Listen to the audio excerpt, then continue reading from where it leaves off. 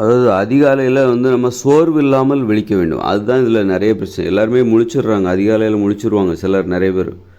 ஆனால் அதுக்கப்புறம் அவங்களால எழுந்திருக்க முடியாது, அந்த அளவுக்கு சோர்வு, எழுந்திருக்க முடியாத அளவுக்கு சோர்வு. அந்த நேரத்தில் மனசு ஒரு மயக்கத்திலே இருக்கும். தூங்கிடலாம், ஐயோ இன்னும் 1 மணி நேரம் தூங்கிடலாம் அப்படின்னு தான் தோணும். ஆனால் அதிகாலையில் எழுந்திருக்கணும்னு சொல்லிட்டு அலாரம் வச்சுட்டோ அல்லது அலாரம் வச்சுட்டு எழுந்துருவாங்க. ஆனால் அதுக்கப்புறம் ஏன் அதுக்கப்புறமும் ஆனால் கண் விழிக்க முடிகிறதே தவிர மீண்டும் தூங்க வேண்டும் என்கிற ஆசை தான் என்வை. அப்படி ஏன் வருது அப்படின்னா, இவங்க தூங்குறதுக்கு முன்னாடி மொபைல் ஃபோன் பயன்படுத்திட்டு தூங்குவாங்க. டிவி பார்த்துட்டு தூங்குறது வந்து அதுதான் வந்து மூளை சோர்வடைவதற்கு காரணம். மூளை சோர்வோடையே படுத்து தூங்குறாங்க. நம்ம வந்து படுத்து 9 மணிக்கு நைட்டு படுத்து தூங்குகிறோம் அப்படின்னா, ஒரு 7 மணிக்கெல்லாம் இரவு 7 மணிக்கெல்லாம் வந்து 7 மணிலேருந்து 9 மணி வரைக்கும் நம்ம மொபைல் ஃபோன் பயன்படுத்தியிருக்கக்கூடாது. ஒரு 7 மணிக்குள்ளே மொபைல் ஃபோன் பயன்படுத்தி விட வேண்டும். ஒரு 6 மணிலேருந்து ஒரு 7 மணி வரைக்கும், சாயந்தரம் 6 மணிலேருந்து 7 மணி வரைக்கும் மொபைல் ஃபோன் பயன்படுத்திடணும். அப்புறம் அதை விட்டுறணும். அதை விட்டுட்டு நம்ம வந்து தூங்கும்போது ஒரு மொபைல் ஃபோன் பயன்படுத்திட்டு அப்புறம் அதுக்கப்புறம் வந்து அப்படியே தூக்கம் வரும். அதை பார்த்த உடனே மூளை சோர்வடையும். மொபைல் ஃபோன்லாம் பார்த்தா மூளை சோர்வடையும். அப்படி மொபைல் ஃபோன் நல்லா படுத்து தூங்குறதுக்கு முன்னாடி 1 மணி நேரம் 2 மணி நேரம் நல்லா மொபைல் ஃபோன் பயன்படுத்தினோடனே நமக்கு மூளை சோர்வடையும். அப்படியே சோர்வாக இருக்கும், அப்படியே தூங்குவோம். அந்த சோர்வு தூக்கத்திலே தொடரும். கண் விழித்த பிறகும் அந்த சோர்வு அந்த மூளையில் இருக்க தான் செய்யும். அதனால் அப்புறம் கண் விழித்த பிறகும் எழுந்திருக்க முடியாது, அவ்வளோ ஈஸியாக எழுந்திருக்க முடியாது. அதிகாலையில் நம்ம கண் விழித்தாலும் எழுந்திருக்க முடியாது. அதனால் எப்போவுமே மொபைல் ஃபோன் பயன்படுத்துகிறத தூங்குவதற்கு ஆரம்பிப்பதற்கு ஒரு 2 மணி நேரத்துக்கு முன்னாடியே நிறுத்திடணும். டெய்லி 1 மணி நேரம் மொபைல் ஃபோன் பார்க்கணும், 1.5 மணி நேரம் பார்க்கணும் அப்படிங்கிறத என்ன பண்ணிடணும், ஒரு 6 மணிலேருந்து சாயந்தரம் எல்லா வேலையும், அதாவது பகலில் கஷ்டமான உள்ள வேலை எல்லாத்தையும் முடிச்சுட்டு மொபைல் ஃபோனை எடுக்கணும். ஒரு 5 மணிலேருந்து ஒரு 6:30 வரைக்கும் அல்லது 5 மணிலேருந்து ஒரு 7 மணி வரைக்கும் மொபைல் ஃபோன் பயன்படுத்திட்டு மொபைல் ஃபோனில் நமக்கு என்னென்ன வேலை இருக்கோ எல்லாத்தையும் பார்த்துட்டு பொழுதுபோக்க வேண்டியதெல்லாம் பார்த்துட்டு 7 மணிலேருந்து 7 மணியோட இரவு 7 மணியோட மொபைல் ஃபோன் பயன்படுத்துகிறத நிறுத்திடணும். அப்போ 7 மணிலேருந்து 9 மணி வரைக்கும் நாம் மொபைல் ஃபோன் பயன்படுத்தக்கூடாது. அப்போ வந்து என்னாகும் அப்படின்னா, இந்த மூளை சோர்வு இருக்காது, மூளையில் வந்து ஒரு சோர்வு இருக்காது. நம்ம வந்து 5 மணிலேருந்து 7 மணி வரைக்கும், சாயந்தரம் 5 மணிலேருந்து 7 மணி வரைக்கும் மொபைல் ஃபோன் பயன்படுத்துகிறோம் அப்படின்னா அதில் ஒரு மூளை சோர்வு அடைய தான் செய்யும். அந்த சோர்வு வந்து ஒரு 7 மணிலேருந்து இரவு 7 மணிலேருந்து 9 மணி வரை 9 மணிக்குள்ளாக அந்த சோர்வு கொஞ்சம் நீங்கிவிடும். ஏன்னா நம்ம 7 மணிலேருந்து 9 மணி வரைக்கும் மொபைல் ஃபோன் பயன்படுத்துறதில்ல, டிவியும் பார்க்குறத தவிர்த்துடணும். அப்போ தூங்கும்போது மொபைல் ஃபோன் பயன்படுத்திக்கிட்டே பார்த்துக்கிட்டே அப்படி தூங்கிடக்கூடாது. அது வந்து மூளையில் அந்த சோர்வு தூக்கத்திலே தொடரும். அப்புறம் அது கண் விழிக்கும் போதும் அந்த சோர்வு அந்த மூளையிலே இருக்கும், அந்த சோர்வு வந்து கண்களிலே இருக்கும். அதனால் நம்ம அதிகாலையில் எழுந்திரிச்சாலும் நமக்கு வந்து எழுந்திருக்கணும், கண் விழித்தால் கூட எழுந்திருக்கணும்னு தோணாது, மீண்டும் தூங்க தான் தோணும். அப்புறம் மீண்டும் அது தோல்வியில் தான் முடியும். அதிகாலையில் ஒவ்வொரு நாள் நம்ம இன்றைக்காவது நம்ம காலையில் எழுந்திக்கணும் அப்படின்னு நம்ம நினைப்போம். ஆனால் வந்து அது அதிகாலையில் எழுந்திருக்கும் போது நமக்கு வந்து மூளை பயங்கர சோர்வாக இருக்கும். திரும்பவும் தூங்கிடலாம் அப்படின்னு தான் தோணும். 4 மணிக்கோ 5 மணிக்கோ நம்ம அலாரம் வச்சுட்டு நம்ம படுத்துட்டு 5 மணிக்கு 5 மணிக்கு கண் விழிச்சிருவோம். ஆனால் திரும்பவும் வந்து நமக்கு தூங்கணும்னு தான் தோணும். காரணம் என்னென்னா, முத நாள் இரவு வந்து நாம் தூங்குவதற்கு முன்பு நல்ல மொபைல் ஃபோன் பார்த்துருப்போம் 1 மணி நேரம். அப்படியே பார்த்துட்டே அப்படியே கொட்டாய் விட்டுட்டு அப்படியே தூங்கியிருப்போம். அப்படி தூங்குறது தான் வந்து அதிகாலையில் நாம் எழுந்திருக்க முடியாததுக்கு காரணமாக இருக்கிறது. அதிகாலையில் கண் விழித்தாலும் நம்மளால் எழுந்திருக்க முடியாது, மீண்டும் தூங்கி விடலாம் என்று முடிவெடுத்து மீண்டும் தூக்கத்தை தொடர்வதற்கு தான் தூக்கத்தை தொடர்வதற்கு அதுவே காரணமாக இருக்குது. அதனால் நம்ம எளிதாக எழுந்திருக்கணும். எதுக்காக இதை சொல்கிறேன்னா, நம்ம தூக்கத்திலேருந்து எளிதாக எழுந்திருக்கணும், சிரமம் இல்லாமல் எழுந்திருக்கணும். அதுதான் வந்து அதுக்கு நம்ம என்ன பண்ணணும், எளிதாக வாழ வேண்டும், எளிதாக தூங்க வேண்டும், எளிதாக எழுந்திருக்க வேண்டும். தூக்கத்திலிருந்து எளிதாக எழுந்திருக்க வேண்டும். போராடக்கூடாது, வாழ்க்கையில் வந்து போராடவே கூடாது. அப்போ மூளைக்கு எது பிடிக்கும் எது பிடிக்காது, மூளை ஏன் சோர்வடைகிறது, ஒரு குழந்தை ஏன் சோர்வாக இருக்குது, ஒரு குழந்தை வந்து கஷ்டப்பட்டுலாம் எதையும் செஞ்சிட்ருக்கு, ஆனால் இயல்பாகவே சுறுசுறுப்பாக இருக்கும். அதோட சுறுசுறுப்பு பெரியவங்ககிட்ட கூட இருக்காது. ஆனால் அந்த குழந்தைகள், அந்த பெரியவர்கள் வந்து குழந்தைகள் மாதிரி இருக்கணும்னா ரொம்ப போராடணும். ஆனால் குழந்தைகள் பாருங்கள், அந்த குழந்தைகள் அது இயல்பாகவே ரொம்ப சுறுசுறுப்பாக இருக்கும், துருதுருன்னு இருக்கும். ஒரு இடத்துல அந்த குழந்தைங்க இருக்காது. அப்படி இருக்கும்போது அப்போ அந்த குழந்தைகள் வந்து அந்த ஒரு அற்புதமான ஒரு வாழ்க்கையை வாழ்வதற்கு அவைகள் போராடுவதில்லை. அந்த குழந்தைகள் வந்து போராடுவதில்லை. போராடாமலே அந்த குழந்தைகள் வந்து சுறுசுறுப்பாக இருக்காங்க.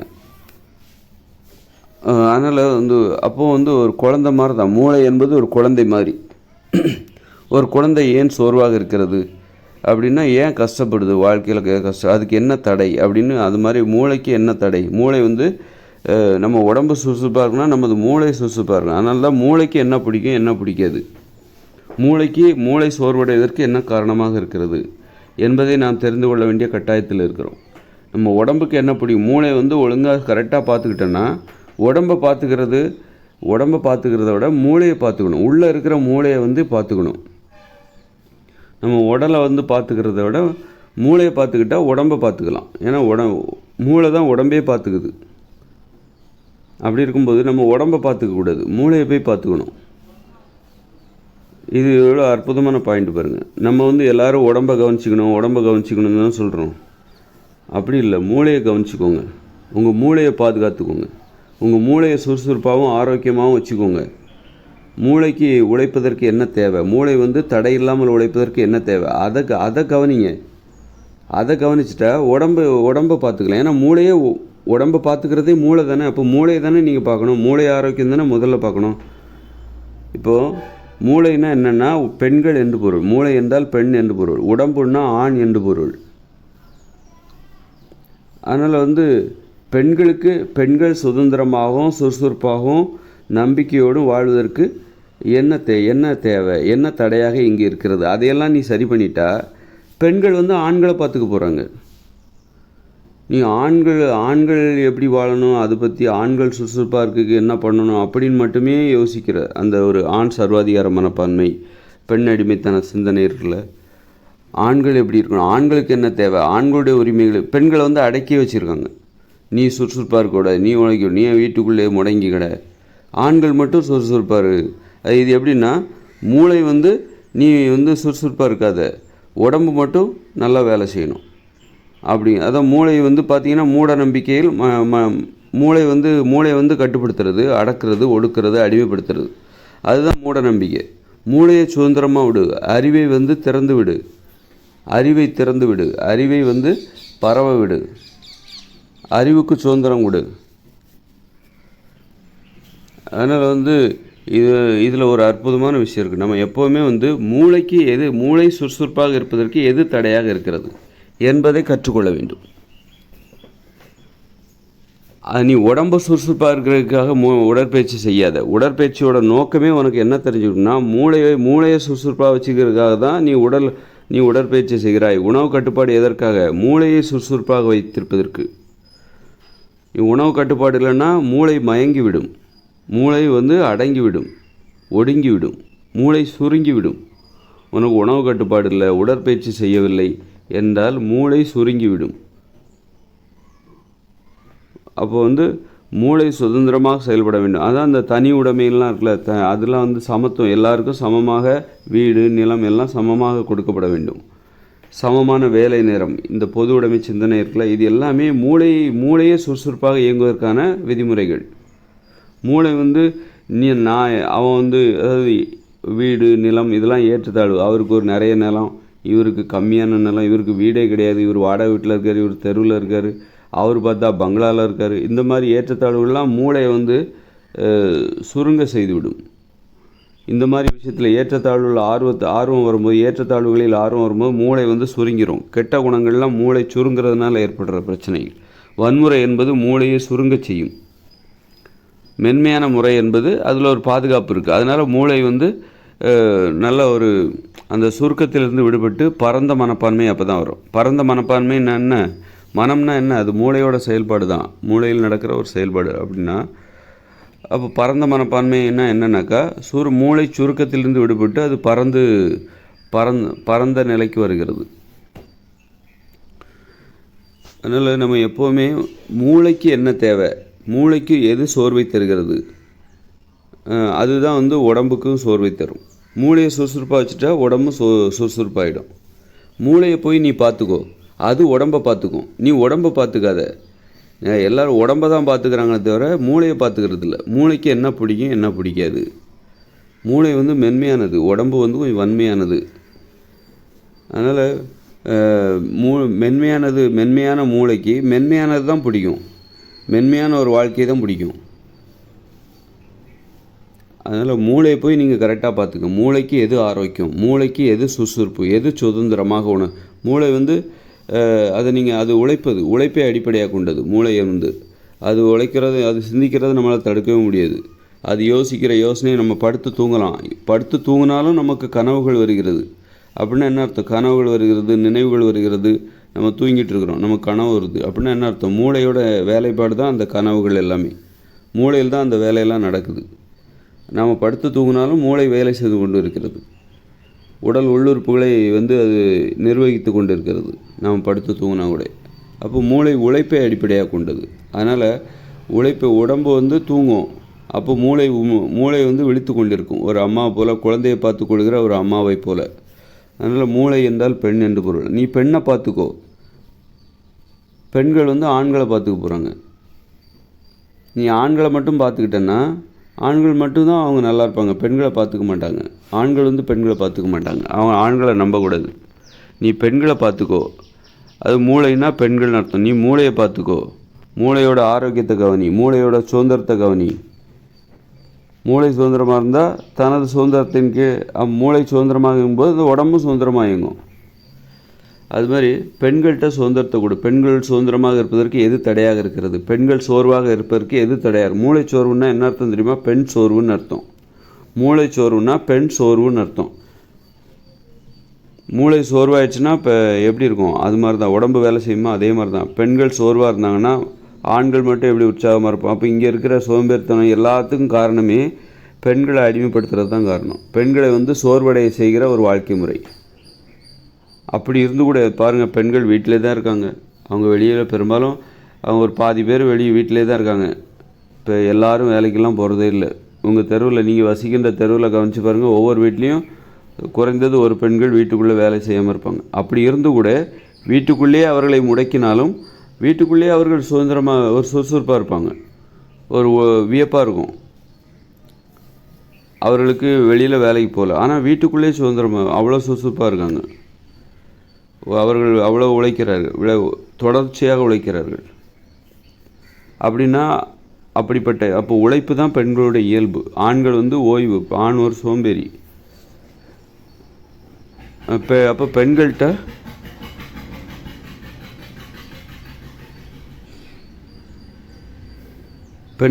சுதந்திரத்தை கொடுத்து விட்டால் பெண்கள் அந்த தனக்கு கிடைத்ததை ஆண்களுக்கு கொடுக்க போகிறார்கள். தனக்கு என்ன கிடைக்குதோ அதை ஆண்கள் கொடுப்பார்கள். பெண்கள் தனக்கு கிடைத்ததே ஆண்கள் கொடுப்பார்கள்.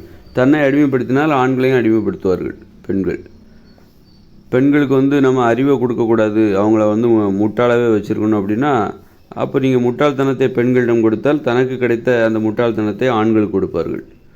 தனக்கு சுதந்திரம் கொடுத்தால், பெண்களுக்கு சுதந்திரம் கொடுத்தால் அந்த சுதந்திரத்தை பெண்கள் ஆண்களுக்கு கொடுப்பார்கள்.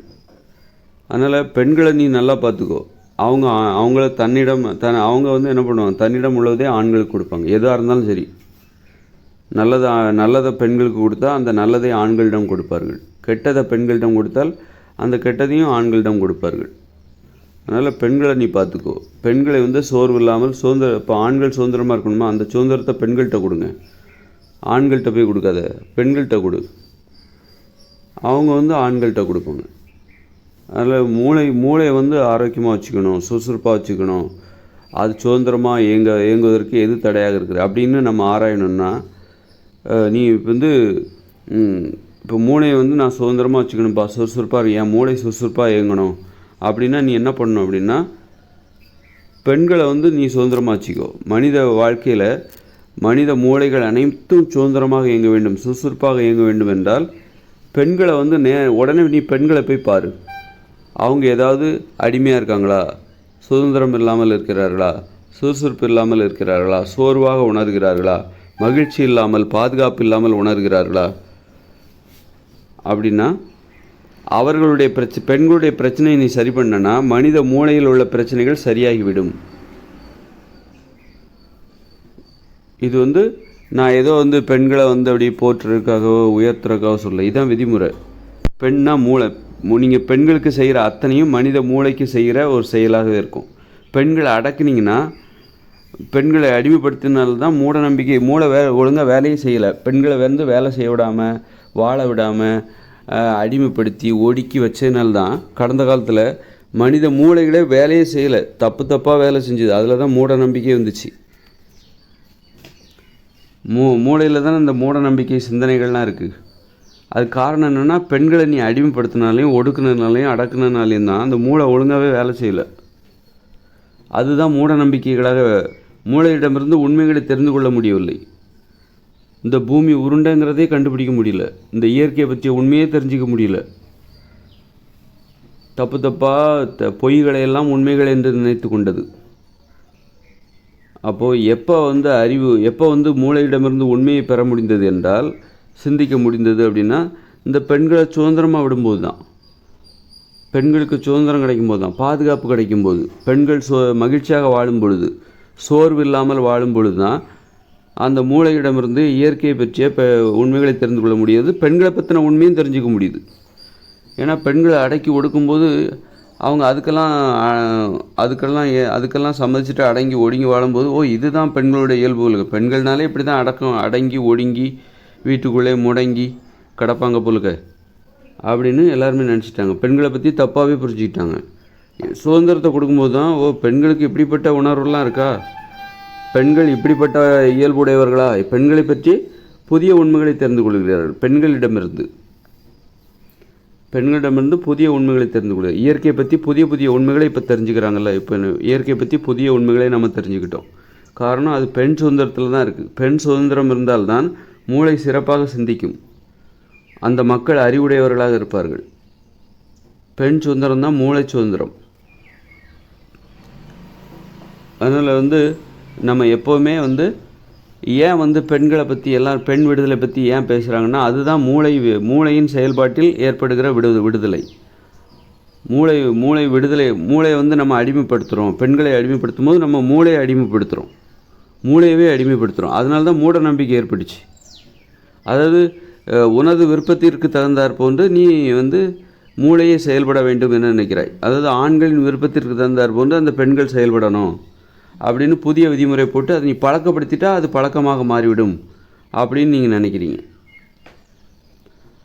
பெண்களை அடிமைப்படுத்திட்டா அதுவே பெண்களுடைய வாழ்க்கை முறையாக மாறிவிடும் அப்படின்னு நினைக்கிறேன். ஆனால் இயற்கையில் ஒரு விதிமுறை இருக்குது. அது மூளையில் மூளையே விதிமுறைப்படி தான் இயங்குது. அப்படி இருக்கும்போது நம்ம பெண்களை அடிமைப்படுத்திட்டா அதுவே பெண்களுடைய இயல்பாக மாறிவிடும். ஒரு 1000 வருஷத்துக்கு பெண்களை அடிமைப்படுத்திட்டா அப்புறம் பெண்களுக்கு அதுவே இயல்பாக மாறிவிடும் அப்படின்னு நினச்சாங்க. 3000 வருஷமாக அடிமைப்படுத்தினாங்க பெண்களை. நீ 3000 வருஷம் இல்லை, 1,00,000 வருஷமாக நீ பெண்களை அடிமைப்படுத்தினாலும் செயற்கையானது என்றைக்குமே நிலைக்காது. இயற்கையானது எதுவோ அதுதான் மீண்டும் மீண்டும் வரும்.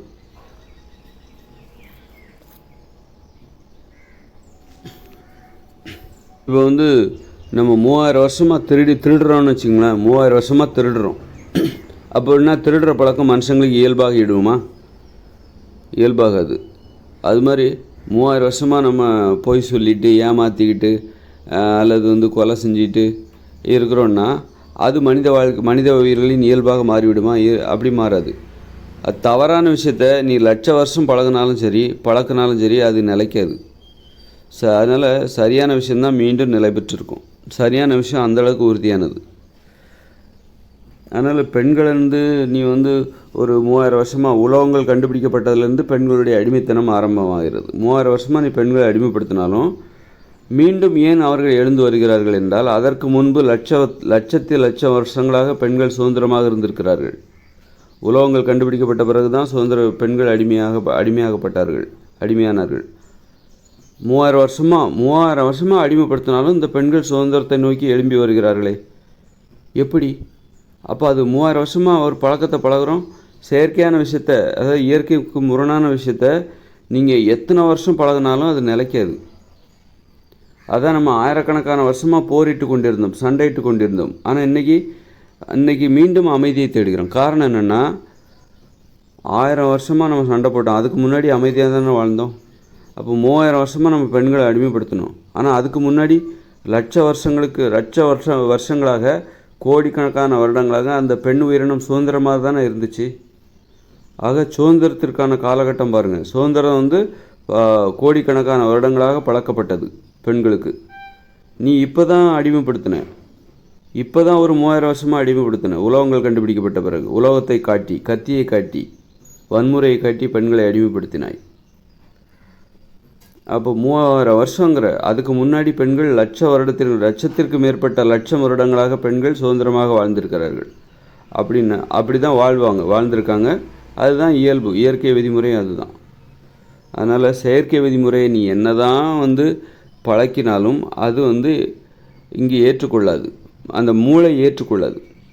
மூளையில் தான் நம்ம வந்து பதிய வைக்க பார்க்குறோம். எல்லாத்தையும் ஏன் அறிவுரை சொல்கிறோம்? இப்போ ஒரு பெண்களை அடிமைப்படுத்தினா பெண்களை மூளை செலவு செய்து நீ இப்படி தான் இருக்கணும், ஒரு ஆம்பளைக்கு முன்னாடி வந்து பல்ல காட்டக்கூடாது, சிரிக்கக்கூடாது, வீட்டுக்குள்ளே முடங்கியிருக்கணும், ஒரு ஆம்பளை வரும்போது ஏத்தாப்பில் வராத, ஒதுங்கிரு, அப்படி இப்படின்னு சொல்லி என்ன தான் சொன்னாலும் எங்கே சொல்கிறோம்? மூளைக்கு தானே சொல்கிறோம், மூளையில் தானே பதிய வைக்கிறோம். அறிவுரை ஏன் சொல்கிறோம்? அந்த மூளையில் பதிஞ்சிருச்சுன்னா அந்த உடம்பு சரியாக வேலை செய்யும், மூளை தான் அந்த உடம்பை கட்டுப்படுத்துது அப்படின்னு சொல்லி அந்த மூளைக்கு தான் அறிவுரை சொல்கிறோம். மூளையில் தான் பதிய வைக்கிறோம். மூளையில் பதிய வச்சுட்டா உடம்பு அதன்படி கேட்கும். அப்போ செயற்கையான விஷயத்த நீ 3000 வருஷமாக பதிய வச்சுருக்க. பெண்களை அடிமைப்படுத்தணும்னு சொல்லிட்டு அது சார்ந்த விதிமுறைகளை நீ 3000 வருஷமாக அந்த மூளையில் பதிய வச்ச. ஆனால் என்னாச்சு? அந்த மூளை ஏற்றுக்கலை. ஏன்னா அதற்கு முன்பு மூளைக்கு ஒரு வரலாறு இருக்குது. அந்த மனித மூளைக்கு ஒரு வரலாறு இருக்குது. அது வந்து இந்த உலகத்தில் கோடி வருஷங்கள் கூட இருந்திருக்கலாம், அல்லது பல லட்ச வருடங்களாக இந்த உலகத்தில் உயிர் வாழ்ந்திருக்கலாம். இந்த மனித குரங்குகள் அதோட மூளையில் வந்து பதிவு செய்யப்பட்டிருக்கு. பெண்கள் சுதந்திரமாக வந்த வரலாறு பதிவு செய்யப்பட்டிருக்கு. அதனால் வந்து என்றைக்குமே எப்போவுமே அது சுதந்திரமாக தான் இருந்திருக்கு இந்த உயிரினம் தோன்றியதிலிருந்து. அப்படி இருக்கும்போது நீ இடையில வந்துக்கிட்டு ஒரு 3000 வருஷமாக உலகங்களெல்லாம் கண்டுபிடிச்ச உடனே கத்தியை காட்டி, வன்முறையை காட்டி, அதை பயமுறுத்தி நீ இப்படி தான் நடந்துக்கணும், அப்படி தான் நடந்துக்கணும், அந்த மூளையின் இயல்புக்கு முரணாக ஒரு கருத்தை அந்த மூளையில் பதிவு செய்யும் பொழுது அது வந்து அப்போதைக்கு கேட்டுக்கிட்ட மாதிரி நடிக்கும். ஏன்னா வன்முறைக்கு பயந்து நீ வன்முறையை காட்டி தான் பெண்களை அடிமைப்படுத்துகிற, பயமுறுத்தி உனது விருப்பத்திற்கு தந்தார் போன்று அவர்கள் வாழ வேண்டும் என்று அவர்களை கட்டாயப்படுத்துகிற. அப்போதைக்கு எது பாதுகாப்போ அதை அவங்க பின்பற்றுவாங்க. சரி, இப்போ இவங்ககிட்ட ஓகே சொல்லி வைப்போம், சரின்னு சொல்லி வைப்போம், இவன் சொல்கிறதெல்லாம் நம்ம செய்வோம், இல்லைன்னா இவன் வந்து நம்மளை அடித்தே சாவடிச்சிடுவான் அப்படின்னு சொல்லிட்டு அப்போதைக்கு பதுங்கி பம்மிக்கிட்டு பயந்துக்கிட்டு இருந்தாலும் எப்போ வாய்ப்பு கிடைக்கும் நாம் தலை நிமிரலாம், எப்போ நமக்கு வாய்ப்பு கிடைக்கும் நாம் எழுந்து நிற்கலாம் நம்ம அப்படின்னு தான் அந்த காத்துக்கிட்டு இருக்கோம். அந்த மூளை வந்து பெண்கள் வந்து அப்படி தான் காத்துக்கிட்டு இருந்தாங்க. பெண்களை ஈஸியாக பயமுறுத்திடலாம், வன்முறை காட்டி ஆண்கள் வந்து பெண்களை பயமுறுத்துகிறாங்க, அடக்குறாங்க, ஒடுக்குறாங்க. அப்போதைக்கு பெண்கள் பதுங்கினாலும் எப்பொழுது வாய்ப்பு கிடைக்கும் என்று தலைமுறையாக காத்து கொண்டிருந்திருக்கிறார்கள். ஆயிரக்கணக்கான வருஷங்களாக காத்துக்கிட்டு இருக்காங்க பெண்கள். இப்போ தான் அதுக்கு ஒரு வாய்ப்பு வந்திருக்கு. 3000 வருடங்களாக, 3000 வருஷத்துக்கு முன்னாடி உலோகங்கள் கண்டுபிடிப்பதற்கு முன்பு பெண்கள் தலை நிமிர்ந்து வாழ்ந்தார்கள். அப்போ வந்து உலோகங்கள் கிடையாது. அப்போ வந்து பெண்களை அச்சுறுத்துவதற்கு கத்தி இதெல்லாம் கிடையாது. ஏன் கத்தியை வச்சு மட்டும்தான் அச்சுறுத்த முடியுமா? ஏன் கல் கம்பு எல்லாம் வச்சு அச்சுறுத்த முடியாதா? இல்லை, உலோகங்கள் கண்டுபிடிக்கப்படுவதற்கு முன்பு மனுஷங்க தங்களை மென்மையானவர்கள் தான் நினச்சிட்டு இருந்தாங்க. மனுஷங்களுக்கு அவங்க என்ன நினச்சிட்டு இருந்தாங்கன்னா தங்களால் ஒரு மரத்தை கூட வெட்ட முடியாது அப்படி தான் நினச்சிட்டு இருந்தாங்க. உலோகங்கள் கண்டுபிடிக்கிறதுக்கு முன்னாடி மனுஷங்க தங்களை மென்மையானவர்களாக நினச்சிக்கிட்டு இருந்தாங்க. தங்களால் ஒரு மரத்தை கூட வெட்ட முடியாது, ஒரு பாறையை உடைக்க முடியாது அப்படின்னு தான் நினச்சிட்டு இருந்தாங்க. ஏன்னா உலோகங்கள் இல்லை. உலோகங்கள் வந்த உடனே தான் மனுஷங்களுக்கு தன்னை பற்றின தன்னம்பிக்கையே பல மடங்கு அதிகரிக்குது. அவங்க உலோகங்களை கண்டுபிடிக்கிறாங்க, ஆயுதங்களை கண்டுபிடிக்கிறாங்க, கருவிகளை கண்டுபிடிக்கிறார்கள், மரத்தை வெட்டுறாங்க. நம்மளால் மரத்தை வெட்ட முடியுமா? ஒரு மிகப்பெரிய மரத்தையே வெட்ட முடியுமா? ஆச்சரியமாக இருக்குது. அதற்கு முன்பெல்லாம் இந்த மரத்தையே வெட்ட முடியாதுன்னு தான் நினச்சிட்டு இருந்தாங்க. இந்த காடுகளாக இருந்தது உலகம் முழுக்கும். மரங்களே வெட்டப்படவில்லை என்றால் காடுகளாக இந்த உலகம் இருந்திருக்கும். சமவெளி காடுகளாகவும் மலைகளாகவும் இருந்திருக்கும். இது எல்லாம் மரங்களை வெட்டி சமவெளிகள் உருவாக்க முடியுங்கிறதே அவங்களுக்கு தெரியாது. உலோகங்கள் கண்டுபிடிச்ச பிறகு தான் அவங்க நினச்சாங்க. உலோகங்கள் கண்டுபிடிச்ச பிறகு தான் மனுஷங்க வந்து அவங்களுக்கே பயங்கர தன்னம்பிக்கை. நம்மளால் இவ்வளோ செய்ய முடியுமா, இந்த அளவுக்கு சாதிக்க முடியுமா அப்படிங்கிற அந்த இதுவே எப்போ வருதுன்னா உலோகங்கள் கண்டுபிடிக்கப்பட்ட பிறகு தான். இந்த மரத்தை வெட்டுறதும், அந்த வெட்டப்பட்ட மரத்தை வச்சு கதவு செய்கிறதும், ஜன்னல் செய்கிறதும், அப்புறம் பாறைகளை உடைச்சி வீடு கட்டுறதும், கற்கள் சின்ன சின்ன கற்களாக மாற்றி அந்த வீடு கட்டுறதுக்கு கற்களை வச்சு வீடு கட்டுறது. இப்படி இப்போ ஒரு பானை செய்யணுன்னா அது கூட ரொம்ப நல்ல பர்ஃபெக்டான ஒரு பானை செய்யணுன்னா அதுக்கு ஒரு சக்கரம் தேவை. சக்கரத்தை உருவாக்கணுன்னா உங்களுக்கு உலோகங்களாலான கருவிகள் தேவை. ஆக உலோகங்கள் கண்டுபிடிக்கப்பட்டவர் தான் மனிதவர்கள் தங்களை மென்மையானவர்கள் என்கிற அந்த நம்பிக்கை இழந்து தங்களை வன்மையானவர்களாக கருத தொடங்கினார்கள். தாங்கள் வலிமையானவர்கள் என எண்ணத் தொடங்கினார்கள். உலோகங்கள் வந்த பிறகு தான். உலோகங்கள் இப்போ ஒரு சிங்கம் ஒருத்தனை துரத்துது, அவன் ஓடுறான். சிங்கம் அவனை துரத்திக்கிட்டே இருக்குது, அவன் ஓடிக்கிட்டே இருக்கான் பயந்து.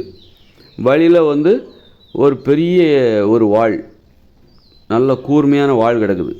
அதை வந்த உடனே அதை கையில் எடுக்கிறான். அதற்கு முன்பு கல் இருக்குது, கல் எடுத்து எறிகிறான். அந்த சிங்கம் பயப்படல, கல் எடுத்து எறிகிறான். வழியில் ஓடிக்கிட்டே இருக்கிறான், சிங்கம் துரத்திக்கிட்டே இருக்குது. வழியில் கல் கிடக்குது, கல் எடுத்து எறிகிறான். அந்த சிங்கம் அதுக்கெல்லாம் பயப்படல, அது கர்ஜிக்குது, அப்படின்னு கர்ஜிக்குது. அவன் திரும்ப ஓடிக்கிட்டே இருக்கான். வழியில் ஒரு குச்சி கிடக்குது, ஒரு மர கம்பு கிடக்குது, அதை வச்சு விரட்டி பார்க்குறான். சிங்கம் கொஞ்சம் பின் வாங்கிட்டு திரும்பவும் போராடுது, விரட்டிக்கிட்டே போகுது. இவனும் தலை தெறிக்க உயிரை காப்பாற்றிக்கிறக்காக ஓடுறான்.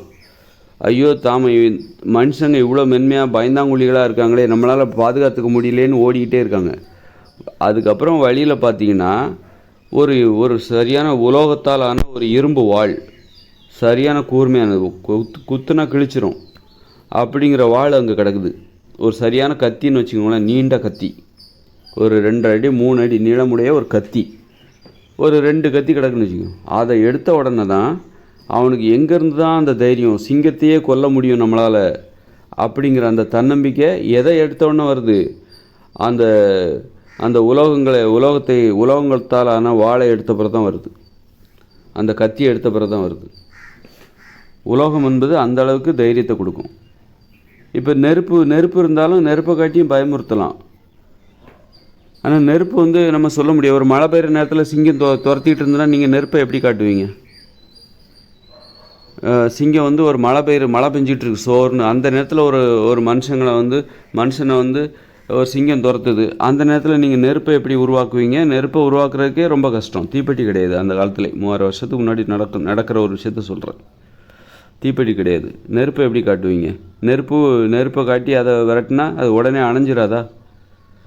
அதனால் உலோகங்களாலான ஆயுதங்கள் மனுஷங்களுக்கு தன்னை பற்றின தன்னம்பிக்கை அதிகப்படுத்தியது, பயங்கரமான ஒரு பாதுகாப்பை கொடுத்துச்சு.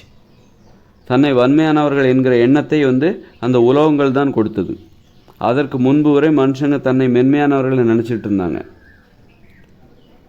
தங்களால் யாரும் தங்களை வீழ்த்த முடியாது, விரட்ட முடியாது, மனுஷங்க தான் இந்த உலகத்தில் பெரியவர்கள் அப்படிங்கிற எண்ணத்தை அந்த உலோகங்கள் தான் கொடுத்துச்சு. அப்போ அந்த உலோகத்தாலான கத்தியை வச்சுட்டு அந்த சிங்கம் விரட்டிக்கிட்டு இருந்து பாருங்கள். அந்த சிங்கம் அதை எதிர்த்து நின்னாங்க அந்த மனுஷங்க. சிங்கம் கையில் இருக்கிறது கத்தி, குத்தி கிழிக்கும் அப்படின்னு தெரியாமல் சிங்கம் பாய்ஞ்சுது அந்த மனுஷங்க மேலே. அப்படி பாயும்போது அப்படியே ஒரு 2 குத்து அந்த கத்தியை வச்சு, நீண்ட கத்தியை வச்சு சிங்கத்தை குத்தினாங்கல்ல. அதில் பார்த்தா அது வலி தாங்க முடியாமல் கீச்சு மூச்சுன்னு ஓடி போயிடுச்சு. ஒரு 2 இன்ச்சு, ஒரு 3-4 இன்ச்சு அகலத்துக்கு உள்ளே இறங்கிருச்சு அந்த கத்தி, ஷார்ப்பாக கூர்மையாக. அந்த வழியிலே ஓஹோ இது இவன் பயங்கரமான ஆள் போலுக்க அப்படின்னு சொல்லிட்டு சிங்கம் பயந்து ஓடிச்சு. திரும்பவும் 2 குத்தி விட்டாங்க அந்த சிங்கத்தை, அது வலி தாங்க முடியாமல் ஓடிச்சு.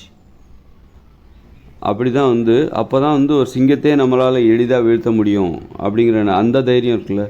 ஒரு காடுகளில் தாங்கள் வலிமையானவர்கள் அது அந்த உலோகங்கள் தான் கொடுத்துச்சு. அப்போ இருந்து எப்போ உலோகத்தை கண்டுபிடிச்சாங்களோ அப்போ இருந்து இந்த சிங்கம், புலி, கரடி, சிறுத்தை இதெல்லாம் வேட்டையாடினாங்க. ஒரு 3000 வருஷத்துக்கு முன்னாடி உலோகங்கள் கண்டுபிடிக்கப்படாத காலகட்டங்களில் இந்த உலகத்தில் ஒரு மரத்தை கூட வெட்ட முடியாது, ஒரு உயிரினத்தையும் பெரும்பாலும் இங்கே அப்போ எவ்வளோ அடர்ந்த காடுகளாக இந்த உலகம் இருந்திருக்கும், எவ்வளோ கோடிக்கணக்கான உயிரினம் இந்த உலகத்தில் இருந்திருக்கும். கோடிக்கணக்கான சிங்கம், கோடிக்கணக்கான சிறுத்தை, புலிகள், பல கோடிக்கணக்கான மான்கள், ஆடுகள், மாடுகள் இந்த உலகத்தில் இருந்துச்சு. இன்றைக்கி பார்த்தீங்கன்னா கண்ணு கட்டின தூரம் வரைக்கும் உங்களுக்கு ஒரு உயிரினத்தையும் பார்க்க முடியல, இந்த பிற உயிரினத்தை பார்க்க முடியல. சிறுத்தைகள், சிங்கம் இந்தியாவில் எத்தனை இருக்குது? ஒரு 1000 தான் இன்னும் இருக்குது. இப்படி உலகத்திலே பார்த்தீங்கன்னா சிங்கங்களோட எண்ணிக்கை ஒரு 1,00,000 தான் இருக்கும், 1,00,000 புலிகள் தான் இருக்கும். அந்த அளவுக்கு குறைஞ்சி போச்சுன்னா அதுக்கு என்ன காரணம்? மனுஷங்க அதை வேட்டையாடிட்டாங்க. வேட்டையாடிட்டாங்க. அந்த அளவுக்கு யானைகள் முதற்கொண்டு எதெல்லாம் தன்னை அச்சுறுத்துகிறதோ அவைகள் அனைத்தையும் மனுஷங்க தான் வேட்டையாடி இன்றைக்கி இந்த உலகத்தில் ஒரு பாதுகாப்பான சூழ்நிலையை உருவாக்கி இருக்கிறார்கள். நம்ம இன்றைக்கி தைரியமாக வெளியில் எங்கேயும் போயிட்டு வரோம். நமக்கு ஒரு சிங்கம் கடிச்சிருமோ, சிறுத்தை கடிச்சிருமோ அப்படிங்கிற பயமே நமக்கு இல்லை. காரணம், அதற்கு இந்த உலகங்கள் பயன்பட்டிருக்கிறது. உலகங்கள் தான் அந்த வேலையை செஞ்சுருக்கு. இன்றைக்கி எங்கே பார்த்தாலும், அதாவது காடுகளாக இருந்த பூமியை இன்றைக்கி சமவெளிகளாக மாற்றியிருக்கிறார்கள். அதற்கு இந்த உலகங்கள் தான் காரணம். அடர்ந்த காடுகளாக இருந்துச்சு. ஏன்னா 3000 வருஷத்துக்கு முன்னாடி உலகத்தை கண்டுபிடிச்சாங்க. உலகத்தை கண்டுபிடிச்ச பிறகு தான் அந்த மரத்தை வெட்டினாங்க. அப்போ 3000 வருஷத்துக்கு முன்னாடி தான் மரத்தையே வெட்ட ஆரம்பித்தாங்க. அப்போ 3000 வருஷத்துக்கு முன்னாடி பல லட்சம் வருஷங்களாக இந்த பூமியில் ஒரு மரத்தை கூட வெட்ட முடியாது.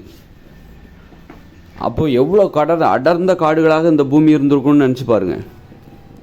ஒரு மரத்தை கூட வெட்ட முடியாது. ஆனால் மரங்கிறது இந்த காட்டுத்தீ மூலமாக அழிக்கப்பட்டிருக்கும். காட்டுத்தீ மூலமாக அந்த மரம் என்பது அழிக்கப்பட்டிருக்கும். வேறு எந்த மரத்தை வெட்டி அழிக்கிற அந்த வழக்கமே 3000 வருஷத்துக்கு முன்னாடி தான் ஆரம்பித்தாங்க. எல்லா காடுகள்லேயும் தீ ஏற்படும்னு சொல்ல முடியாது. எல்லா காட்டுலேயும் இப்போ அமேசான் காட்டிலலாம் தீ ஏற்படுமான்னு சொல்ல முடியாது. ஏன்னா அது ரொம்ப பசுமையான ஈரம் நிறைந்த காடு, அது நீர்வளம் நிறைந்த காடு அது. அதனால் அங்கெல்லாம் காட்டு தீ ஏற்படுமான்னு எனக்கு தெரில. அதனால் காட்டுத்தீ, அதனால் அப்போது லட்ச வருடங்களா 3000 வருஷத்துக்கு முன்னாடி தான் மனுஷங்க காட்டே மரத்தை வெட்ட ஆரம்பித்தாங்க. அதுக்கு முன்னாடி பல லட்சம் வருஷங்களாக இந்த பூமியில் மரத்தை வெட்ட முடியாது, மரங்களை வெட்ட முடியாது. அப்படின்னா எவ்வளோ அடர்ந்து இருந்திருக்கும் பாருங்கள் இந்த பூமி முழுக்க. அப்போ எவ்வளோ உயிரினங்கள் இங்கே இருந்திருக்கும் பாருங்கள். எவ்வளோ லட்சக்கணக்கான கோடிக்கணக்கான உயிரினங்கள் இருந்திருக்கும். அப்போது ஒரு 3000 வருஷமாக நாம் என்ன பண்ணியிருக்கோம்? இந்த சிங்கம், புலி, கரடி, சிறுத்தை, யானை, ஓநாய், கழுதைப்புலி இது எல்லாத்தையும் விரட்டி வேட்டையாடிருக்கோம். வேட்டையாடினால்தான் இன்றைக்கி பார்த்திங்கன்னா சிங்கத்தை போய் நம்ம ஜூவில் போய் தான் பார்க்க வேண்டியிருக்கு. இல்லைன்னா சிங்கம்னு ஒன்று இப்போ பார்த்திங்கன்னா எதிர்காலத்தில் இப்போ ஏதோ வனவிலங்கு துறை இருக்கிறதுனால அந்த சிங்கம்லாம் இன்னும் உயிரோடு இருக்குது இந்த உலகத்தில். இல்லைன்னா வனவிலங்குன்னு வனத்துறையினர் அப்படின்னு ஒன்று இல்லை அப்படின்னு வச்சுக்கோங்க. வனச்சரகம், வனத்துறையினர் அவங்கெல்லாம் இல்லைன்னா, அந்த காவலெலாம் இல்லைன்னா இப்போ இருக்கிற மிச்ச மீதி சிங்கம், புலி, கரடிகளோட மனுஷங்க வேட்டையாடிடுவாங்க. அதை உயிரோடு வைக்க மாட்டாங்க. யானைகள் எல்லாத்தையும் வேட்டையாடிடுவாங்க. இந்த உலகமே மனித உயிர்களுக்கு ஒரு பயமாகவே தெரியாது, தைரியமாக இருக்கும். நம்ம எங்கே வேணாலும் போயிட்டு வரலாம், நம்மை வேட்டையாடுவதற்கு இங்கே மிருகங்களே இல்லை என்கிற மிருகங்கள் அல்லது விலங்குகள்லாம் இல்லை. மிருகங்களும் இல்லை, விலங்குகளும் இல்லை. நாம் பயப்படுவதற்கு இந்த உலகம் என்பது நாம் பயப்படுற மாதிரி கிடையாது. அந்த அளவுக்கு உணவுச் சங்கிலியை உணவுச் சங்கிலியில் சீர்திருத்தம், இதைத்தான் உணவு சங்கிலி சீர்திருத்தம் என்று பொருள். அதற்கு அந்த அளவுக்கு அப்போது 3000 வருஷத்துக்கு முன்னாடி தான் மனுஷங்க தன்னை வன்மையானவர்களாகவே உணர்ந்தார்கள். அந்த உலகங்கள் கண்டுபிடிச்சாங்க பாருங்க. அப்போ தான் மனுஷங்க தன்னை வன்மையானவர்கள் என உணர்ந்தார்கள். அது வரைக்கும் பயந்து ஓடிட்டு இருந்தாங்க. இந்த இயற்கையிடமிருந்து தங்களை பாதுகாத்துக் கொள்வதற்காக பயந்து ஓடிட்டு இருந்தாங்க. இந்த சிங்கம், புலி, சிறுத்தை, கரடியிடமிருந்து பாதுகாத்துக்கொள்ள பயந்து ஓடிட்டு இருந்தாங்க. பாம்பு அப்படின்னு சொல்லிட்டு எல்லாத்தையும் பார்த்து பயந்தாங்க. எவ்வளோ அடர்ந்த காடுகளாக இருந்திருக்கும் ஒரு 3000 வருஷம். அப்போ எவ்வளோ பாம்பு இருக்கும்னு நினச்சி பாருங்கள். 3000 வருஷத்துக்கு முன்னாடி இந்த உலகத்தில் ஒரு மரத்தை கூட வெட்ட முடியாமல் தான் இருந்தது. உலகங்கள் கண்டுபிடிச்ச பிறகு தான் வெட்டினாங்க. அப்படின்னா 3000 வருஷத்துக்கு உலகங்கள் கண்டுபிடிக்கப்படாத அந்த காலகட்டங்களில், 3000 வருஷத்துக்கு முந்தைய காலகட்டங்களில், அந்த கற்காலங்கிறது அதானே, உலகங்கள் கண்டுபிடிக்கப்படாத காலம் தான் கற்காலம். அப்போ கற்காலங்களில் இந்த உலகம் எவ்வளோ பசுமையாக இருந்திருக்கும். அப்போ எவ்வளோ பாம்புகள் இருந்திருக்கும், கொடிய விஷமுள்ள பாம்புகள் எவ்வளோ இருந்திருக்கும். பல கோடி கணக்கில் 1000 கோடி கூட இருந்திருக்கும். அது எல்லாமே வேட்டையாடிட்டாங்க. மனுஷங்க தான் வேட்டையாடிருக்கு. எல்லாத்தையுமே தனக்கு எதிரான அனைத்தையுமே மனுஷங்க வேட்டையாடிருக்காங்க. வேட்டையாடி இன்றைக்கி நம்ம ஒரு பாதுகாப்பாக வாழ்கிறோம். இன்னும் நம்ம அந்த பாதுகாப்பில் முழுமையடையவில்லை. மிச்சம் மீதி இருக்கிற நம்மை அச்சுறுத்துகிற மிருகங்களையும் விலங்குகளையும் மனுஷங்க கொன்றால்தான் அவர்கள் திருப்தி அடைவார்கள். அந்த ஒரு பாதுகாப்பான சூழ்நிலை இனிமேல் தான் மனுஷங்க மென்மையாகவும் வாழணும், அதே நேரத்தில் பாதுகாப்பாகவும் வாழணும். அதுதான் விதிமுறை. அப்போ அதாவது மனுஷங்க பாதுகாப்பாக வாழ்வதற்காக உலோகங்களை கையில் எடுத்தார்கள். வன்மையாக தன்னை வன்மையானவர்களாக மாற்றிக்கொண்டார்கள். வன்மையானவர்களாக மாற்றிக்கொள்ளும்போது என்ன ஆகுது? பாதுகாப்பும் கிடைக்கிது, ஆபத்தும் ஏற்படுது. வன்மையானவர்களாக தங்களை உணரும்போது என்ன ஆகுது? மென்மையானவர்களை அடக்க பார்த்தாங்க. மென்மையாக தெரிந்த பெண்களை அடக்கி ஆண்டார்கள், அடக்கி அடிமைப்படுத்தினார்கள். அப்போ மனுஷங்க தங்களை மென்மையானவர்களாக உணர வேண்டும். அப்போ தான் பெண்களுக்கு அடிபணிவார்கள். ஆண் தன்னை மென்மையானவனாக உணர வேண்டும். பெண்களை பார்க்கும்போது தன்னை விட அவர்கள் குணத்தில் வன்மையானவர்கள், திறமையில் வன்மையானவர்கள் என்கிற பார்வை ஆண்களுக்கு வேண்டும். அப்படின்னா என்ன பண்ணும்? ஆண் மென்மையானவனாக மாறிவிட வேண்டும். ஒரு கோடை சின்னதாக அழிக்காமல் சின்னதாக்கணும்னா என்ன பண்ணணும்? அதை விட பெரிய கோடை போட்டுடணும். இப்போ ஒரு பெரிய கோடு, அதை அழிக்காமல் எப்படி சின்னதாக்குவீங்க? அதுக்கு பக்கத்தில் இன்னும் ஒரு பெரிய கோடை போட்டுடணும். போட்டால் இது சின்னதாகிடும். அதே மாதிரி தான் பெண்களை பெரியவர்களாக வன்மையானவர்களாக மாற்ற வேண்டும் என்றால் ஆண் தன்னை மென்மையானவர்களாக மென்மையானவனாக மாற்றிக்கொள்ள வேண்டும். ஆண் எப்பொழுது வன்மையானவனாக மாறினான் என்றால், அந்த உலோகங்கள் கையில் கிடச்சி பார்த்தீங்களா, உலோகங்களான கருவிகளை உலோகங்களை கண்டுபிடிச்சாங்க பார்த்தீங்களா 3000 வருஷத்துக்கு முன்னாடி. அப்போ தான் அவன் தன்னை வன்மையானவனாக உணர்ந்தான். உலோகங்கள் கண்டுபிடிக்கப்படுவதற்கு முன்பு இந்த இயற்கையிடமிருந்து பாதுகாப்பு, ஒரு சிங்கம், புலி, கரடி, சிறுத்தை இதெல்லாம் பார்த்து ஆண்களும் பயந்துகிட்டு இருந்தாங்க. அப்படி இருக்கும்போது ஆண்களுக்கு தைரியம் சொல்கிறவர்களாக பெண்கள் இருந்தார்கள். பயப்படாத, பார்த்துக்கலாம் அப்படின்னு. உலோகங்கள் கண்டுபிடிச்ச உடனே பெண்கள்கிட்ட இருந்து அந்த தைரியம் எங்களுக்கு தேவையில்லை, பெண்களுடைய தைரியம் எங்களுக்கு தேவையில்லை, நாங்களே எங்களை பார்த்துப்போம் அப்படிங்கிற அந்த எண்ணம் ஆண்களுக்கு வந்தது. ஆண்கள் தங்களை வன்மையானவர்களாக உணர்ந்தார்கள்.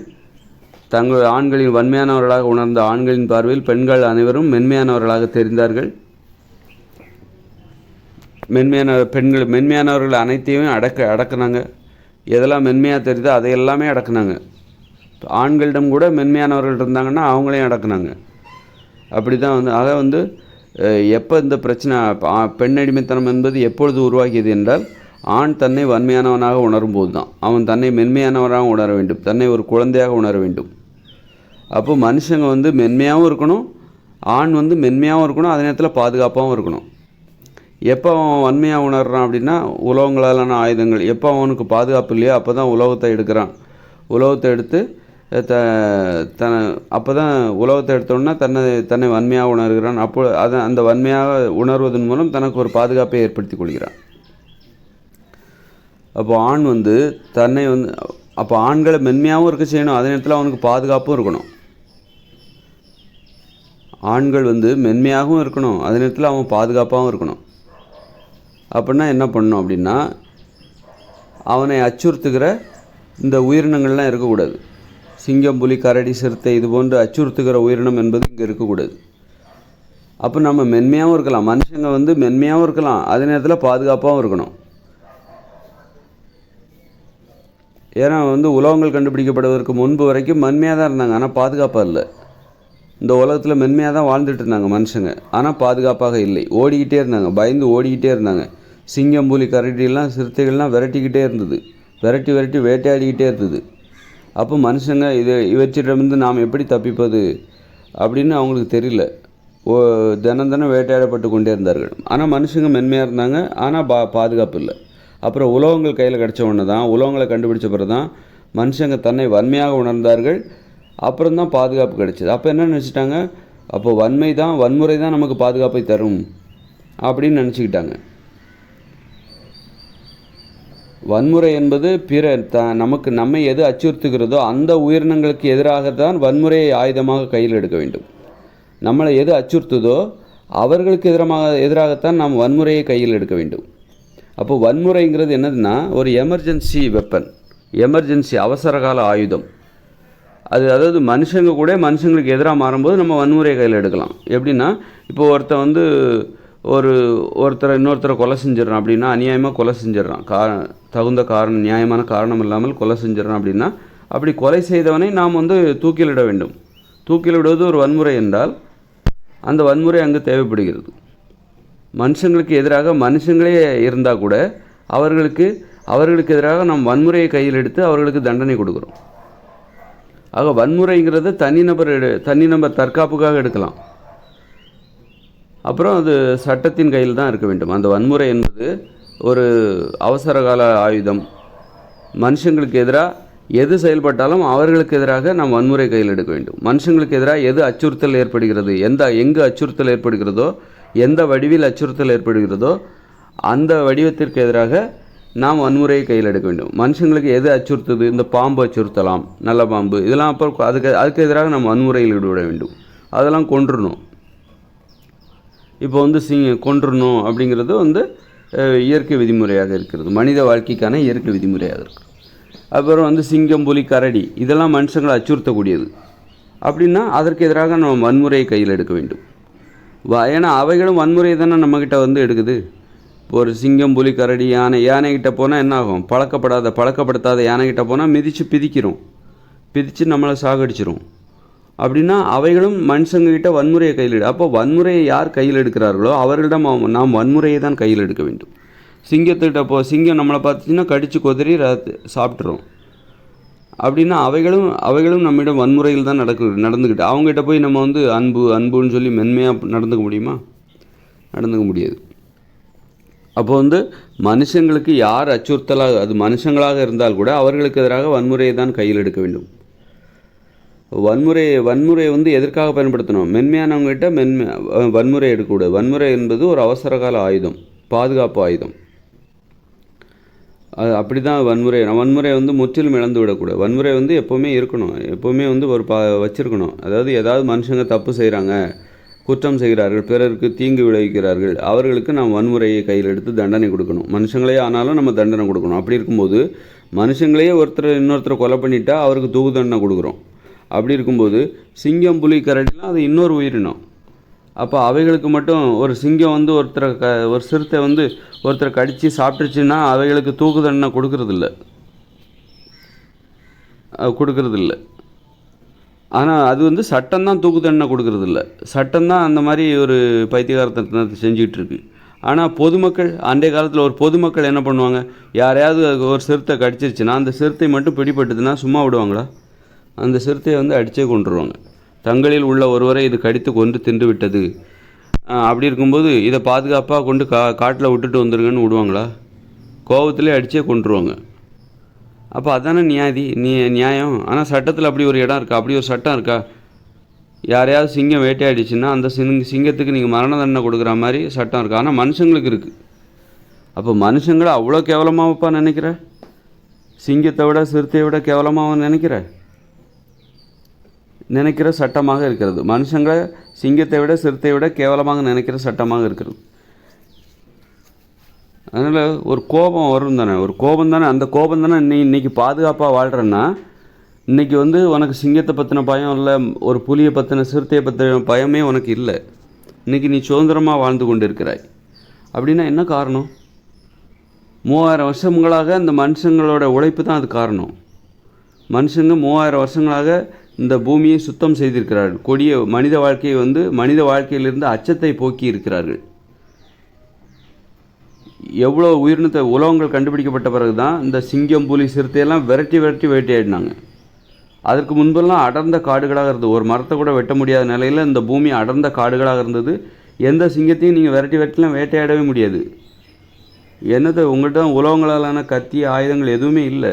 எப்படி விரட்டுவீங்க? அது காட்டுக்குள்ளே ஈஸியாக புதரில் போய் மறைஞ்சிக்கும். அப்போது அவ்வளோ அச்சமாக இருந்தது. உலகங்கள் கண்டுபிடிக்கப்படுவதற்கு முன்பு இந்த உலகம் மனுஷங்களுக்கு அவ்வளோ அச்சமாக இருந்தது. பயந்து சாவாங்க. எப்போ சிறுத்தை வரும், எப்போ ஊருக்குள்ளே சிறுத்தை வரும். இப்போ உங்கள் ஊருக்குள்ளே ஒரு சிறுத்தை வந்ததுன்னா உங்கள் ஊரோட நிலைமை என்னன்னு பாருங்கள். யாராவது வீட்டை விட்டு வெளியே வருவீங்களா? ஒரே கலவரமாயிடும். ஒரு கரடியோ ஒரு சிங்கமோ உங்கள் ஊருக்குள்ளே பூந்துருச்சு அப்படின்னா அந்த ஊரே நிம்மதி இழந்து போயிடும்.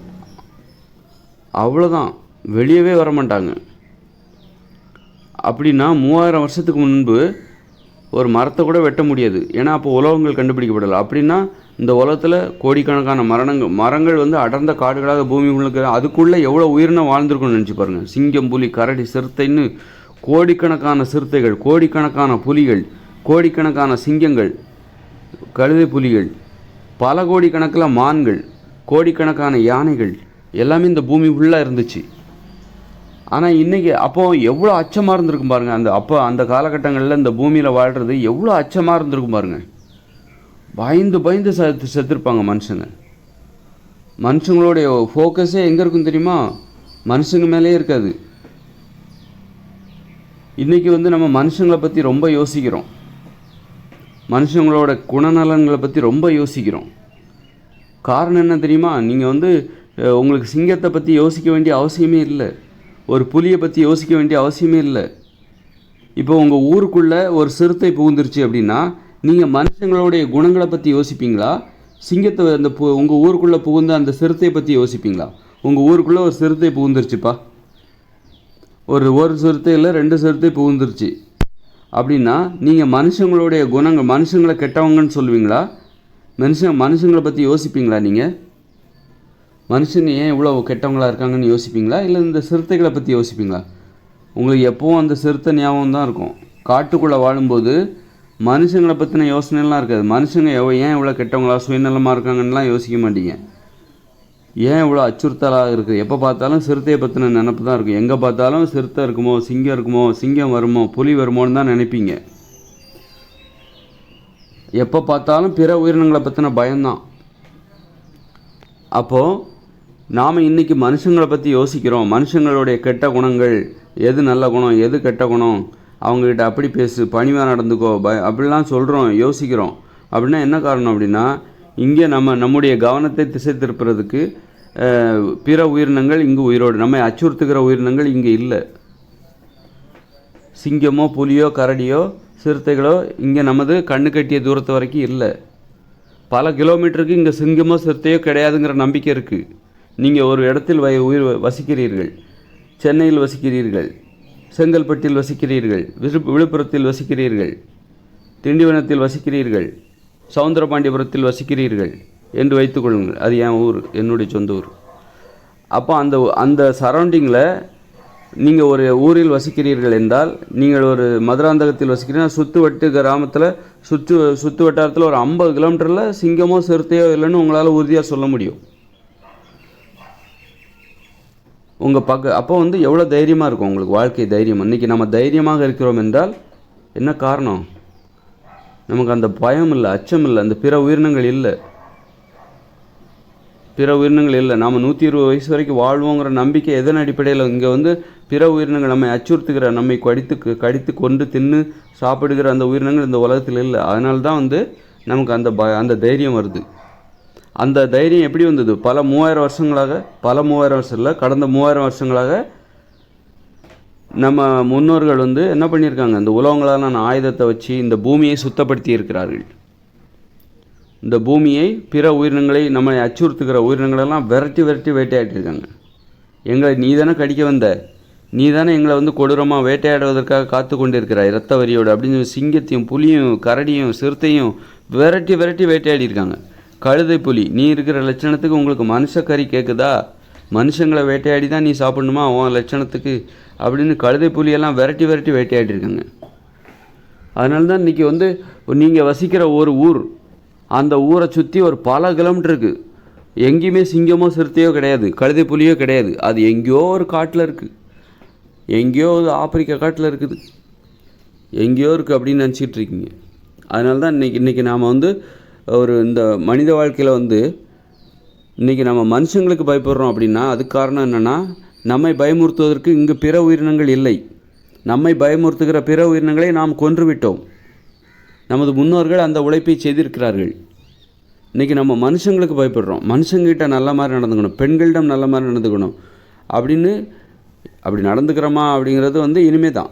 ஆக நம்ம மென்மையானவர்களாக இருக்கணும். மனுஷங்களுக்கு நம்ம பயப்படணும் அப்படின்னா நாம் பயப்படுறதுக்கு நம்மை பயமுறுத்துகிற பிற உயிரினங்கள் இங்கே இருக்கக்கூடாது. பிற உயிரினங்கள் சிங்கம் புலி கரடியெல்லாம் நம்ம உயிரோடு விட்டு வச்சோம்னா சகஜமாக நாம் வாழ்கிற பகுதிகளில் நாம் அனுமதித்தோமையானால் என்ன நடக்கும் அப்படின்னா, மனுஷங்களுக்கு நம்ம பயப்படுறோம்ல, அந்த பயம் ஃபுல்லாகவே பிற உயிரினங்கள் மீது திரும்பிவிடும். நம்ம சிங்கம் புலி சிறுத்தைகளை பற்றி பயப்பட ஆரம்பிச்சிடும், மனுஷங்களை பற்றி பயப்பட மாட்டோம். மனுஷங்க நம்மளை அச்சுறுத்தவர்களாக இருக்க மாட்டார்கள். பிற உயிரினங்கள், நம்மை அச்சுறுத்துகிற பிற உயிரினங்கள் தான் நம்மை அச்சுறுத்தி கொண்டிருக்கும். புலிகளும் நாய்களும் நரிகளும் தான் நம்மை அச்சுறுத்தி கொண்டிருக்கும். ஆனால் நாம் இன்றைக்கி மனுஷங்களுக்கு பயப்படுறோம் பாருங்கள். அம்மாவுக்கு, அப்பாவுக்கு, பெண்களுக்கு, பெரியவர்களுக்கு பயப்படணும், பயந்து நடக்கணும், பணிவாக நடக்கணும். அந்த நம்முடைய கவனம், நம்முடைய சிந்தனை எல்லாமே மனுஷங்களை பற்றி தான் இருக்குது. காரணம் என்னென்னா, நம்மை பயமுறுத்துகிற கொடிய உயிரினங்களை நாம் கொன்று விட்டோம். நமது முன்னோர்கள் அந்த வேலையை செய்திருக்கிறார்கள், இன்று வரைக்கும் செய்து கொண்டிருக்கிறார்கள். அதனால்தான் நம்ம அச்சமில்லாமல் வாழ முடிகிறது, நடமாட முடிகிறது. அப்போ மனித வாழ்விலிருந்து மிகப்பெரிய அச்சத்தையே துடைத்து நீக்கியிருக்கிறார்கள். மனித வாழ்விலிருந்து நமது முன்னோர்கள் மிகப்பெரிய அச்சத்தை, மரண பயத்தை நீக்கியிருக்கிறார்கள். பிற உயிரினங்கள் மூலம் ஏற்படுகிற மரண பயத்தை மனுஷங்க நீக்கியிருக்காங்க. இப்போவும் இருக்குது. ஆனால் ஒரு காடுகள்லேயோ வயல் வரப்புலையோ நடக்கணும்னா பாம்புகளோட பயம் ரொம்ப இருக்குது. பாம்பு கொடுமையானது. ரொம்ப எளிதாக ஒருவரை சாகடித்து விடும். அது நம்ம கடித்து கொதறி ஒரு சிங்கமோ சிறுத்தையோ போன்று கடித்து கொதறி நம்ம உயிர் இருக்கும். ஆனால் நம்மளுடைய சதையை அது சாப்பிட்டுட்ருக்கோம். ஒரு கழுதை புலிலாம் என்ன பண்ணுன்னா கழுத்தை கடிக்காது, வயிற்றை கடிக்கும். நம்ம உயிரோடு தான் இருப்போம். நம்ம குடலை உருவிக்கிட்டு இருக்கோம். சிங்கம் புலி என்ன பண்ணோன்னாக்கா கழுத்தை முதல்ல கடித்து சாகடிச்சிரும், அப்புறமா பொறுமையாக வேட்டையாடும். ஆனால் அந்த கழுதை புலி என்ன பண்ணும் அப்படின்னா, சிங்கம் புலியெல்லாம் தனித்தனியாக கூட வேட்டையாடும். ஒரு தனியாகவே போய் ஒரு உயிரினத்தை ஒரு ஆடையோ மாட்டையோ சாகடிச்சிரும், மனுஷங்களே கூட சாகடிச்சிரும். காரணம் என்னென்னா, அது கழுத்தை பிடிக்கும். கழுத்தை பிடிச்சி கடித்து கொதறி முதல்ல சாகடிச்சிடும். ஆனால் இந்த கழுதை புலிகள் இருக்கு பாருங்கள், ஐநான்னு சொல்லுவாங்க, ஐநா, அதெல்லாம் கூட்டமாக போய் என்ன பண்ணோம், இந்த கழுத்தை விட்டுரும். மற்ற வயிற்றை பிடிச்சிக்கிட்டு வயிற்றை கடித்து குடலை வெளியே எடுத்து நம்ம உயிரோடு தான் இருப்போம். உயிரோடு நமக்கு அறுவை சிகிச்சை செஞ்சால் எப்படி இருக்கும்? வயிற்றை கீறி நமக்கு இதே அறுவை சிகிச்சை செஞ்சால் எப்படி இருக்கும்? உயிரோடு அப்படி தான் இருக்கும். அந்த மாதிரி கொடிய விலங்குகள்லாம் அதையெல்லாம் நம்ம விரட்டி வேட்டையாடி இருக்கோம். இந்த பூமியில் இருந்த மனித உயிர்களுக்கு இருந்த மிகப்பெரிய அச்சத்தை நீக்கி இருக்கிறோம். மனுஷங்களுக்கு அந்த அவ்வளோ கொலைவெறியோட இப்போ சிங்கம் புலி சிறுத்தைகள் எல்லாத்தையும் விரட்டி வேட்டையாடிட்டாங்க. வேட்டையாடுறது அன்றைக்கி ஒரு ஃபேஷன். அந்த ராஜாக்கள்லாம் வந்து வேட்டைக்கு போயிட்டார் அப்படின்னு சொல்லுவாங்க பார்த்தீங்களா. ராஜா மட்டும்தான் வேட்டைக்கு போனாரா? மக்களும் தான் வேட்டைக்கு போகிறாங்க. மக்களும் வேட்டைக்கு போவார்கள்.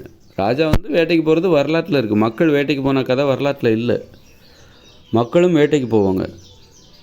வேட்டைக்கு போய் பிற உயிரினங்களை கொண்டு எல்லாம் பண்ணாங்க. பேசுகிறோம் அப்படின்னாலே, நல்ல பேச்சை உச்சரிக்கிறோம் அப்படின்னாலே, அது காரணமே பிற உயிரினங்கள் இங்கே இல்லை. நம்மை அச்சுறுத்துகிற பிற உயிரினங்கள் இங்கே இல்லை. நம்மை கொண்டு சாகடிக்கக்கூடிய உயிரினங்கள் நம்ம கண்ணு கட்டிய தூரம் வரைக்கும் இங்கே இல்லை. அதாவது நீங்கள் காடுகளில் போய் பார்த்தீங்கன்னா, காடுகளில் வசிக்கிற இந்த ஊட்டி, கொடைக்கானல் காடுகளில் வசிப்பாங்க பழங்குடியினர், மலைவாசிகள். அவங்கள பார்த்திங்கன்னா பேச்சு சரியாக உச்சரிக்க மாட்டாங்க, தெளிவாக உச்சரிக்க மாட்டாங்க. காரணம் என்ன தெரியுமா? அவங்க எப்போவுமே மரண பயத்தில் வாழ்ந்துட்டுருக்காங்க. அதாவது அவங்க ஒரு நம்பிக்கை, நம்ம பாட்டுக்கு போனால் அந்த காட்டு அருமை நம்மளை ஒன்றும் பண்ணாது, கரடி நம்மளை ஒன்றும் பண்ணாது, அதை பார்த்து பயந்து ஓடினா தான் நம்மளை கடிக்கும் அப்படின்னு நினச்சிட்ருக்கு. காட்டு விலங்குகள்லாம் வந்து நம்ம சும்மா போகணுங்க, அப்போ அது நம்மளை ஒன்றும் பண்ணாது, நீங்கள் அதை பார்த்து பயந்து ஓடினீங்க, பதட்டம் அடைஞ்சிங்கன்னா தான் அது உங்களை வந்து ஏதாவது பண்ணும். யானெல்லாம் வரும், நீங்கள் அமைதியாக போயிட்டே இருக்கணும். நீங்கள் அதை போய் பார்த்து பயந்தீங்கனாலோ அதை சீண்டுனீங்கனாலோ அப்போ தான் இப்படி டெக்னிக் தெரிஞ்சு வச்சுக்கிட்டு தான் அங்கே வாழ்ந்துக்கிட்டு இருக்காங்க. ஆனால் அவங்களுக்கு ஒரு பயம் இருக்குது. அவங்க எப்போவுமே அந்த காட்டில் எப்படி வசிக்கணும், இந்த மிருகங்களோட இயல்பு என்ன, சிங்கத்தோட இயல்பு என்ன, கரடியோட இயல்பு என்ன என்பதை யோசிச்சுக்கிட்டே இருக்காங்க. மனுஷங்ககிட்ட எப்படி நடந்துக்கணும், பெரியவங்ககிட்ட எப்படி, அதை பற்றிலாம் யோசிக்க மாட்டேங்கிறாங்க. இந்த கரடிக்கிட்ட நாம் எப்படி நடந்துக்கணும், கரடியை பற்றின சிந்தனை, கரடியை பற்றின அறிவு தான் அவங்களுக்கு பெருசாக தெரியும். கரடி வந்தால் நீ இப்படி நடந்துக்கணும், அப்படி நடந்துக்கணும், கரடி வந்தால் நீ பார்த்து போ, அதாவது காட்டெருமை வந்தால் நீ பதட்டம் அடையாத அப்படின்னு தான், அதை பற்றின அறிவு தான் அவங்களுக்கு நிறைய இருக்குது. எப்போவும் மரண பயத்திலே இருக்காங்க. அந்த அறிவுக்கு காரணம் எப்போவும் மரண பயத்திலே இருக்காங்க. அதனால் காட்டுவாசிகளை அந்த பிற உயிரினங்கள் வேட்டையாடாதானே வேட்டையாடுது, தலைவிதின்னு வாழ்ந்துகிட்டு இருக்காங்க. எப்போவும் மரண பயத்திலே, எப்போவும் வந்து மிருகங்களை பற்றின பயத்திலே வாழ்ந்துட்டு இருக்காங்க. அதனால அவங்களுக்கு பேச்சு சரியாக உச்சரிக்க மாட்டாங்க, கொச்சையாக இருக்கும் பேச்சு, சுதந்திரமாக சிந்திக்க மாட்டாங்க. சிந்தனையில் வந்து ஒரு முட்டுக்கட்டை, ஒரு சுதந்திரம் இருக்காது.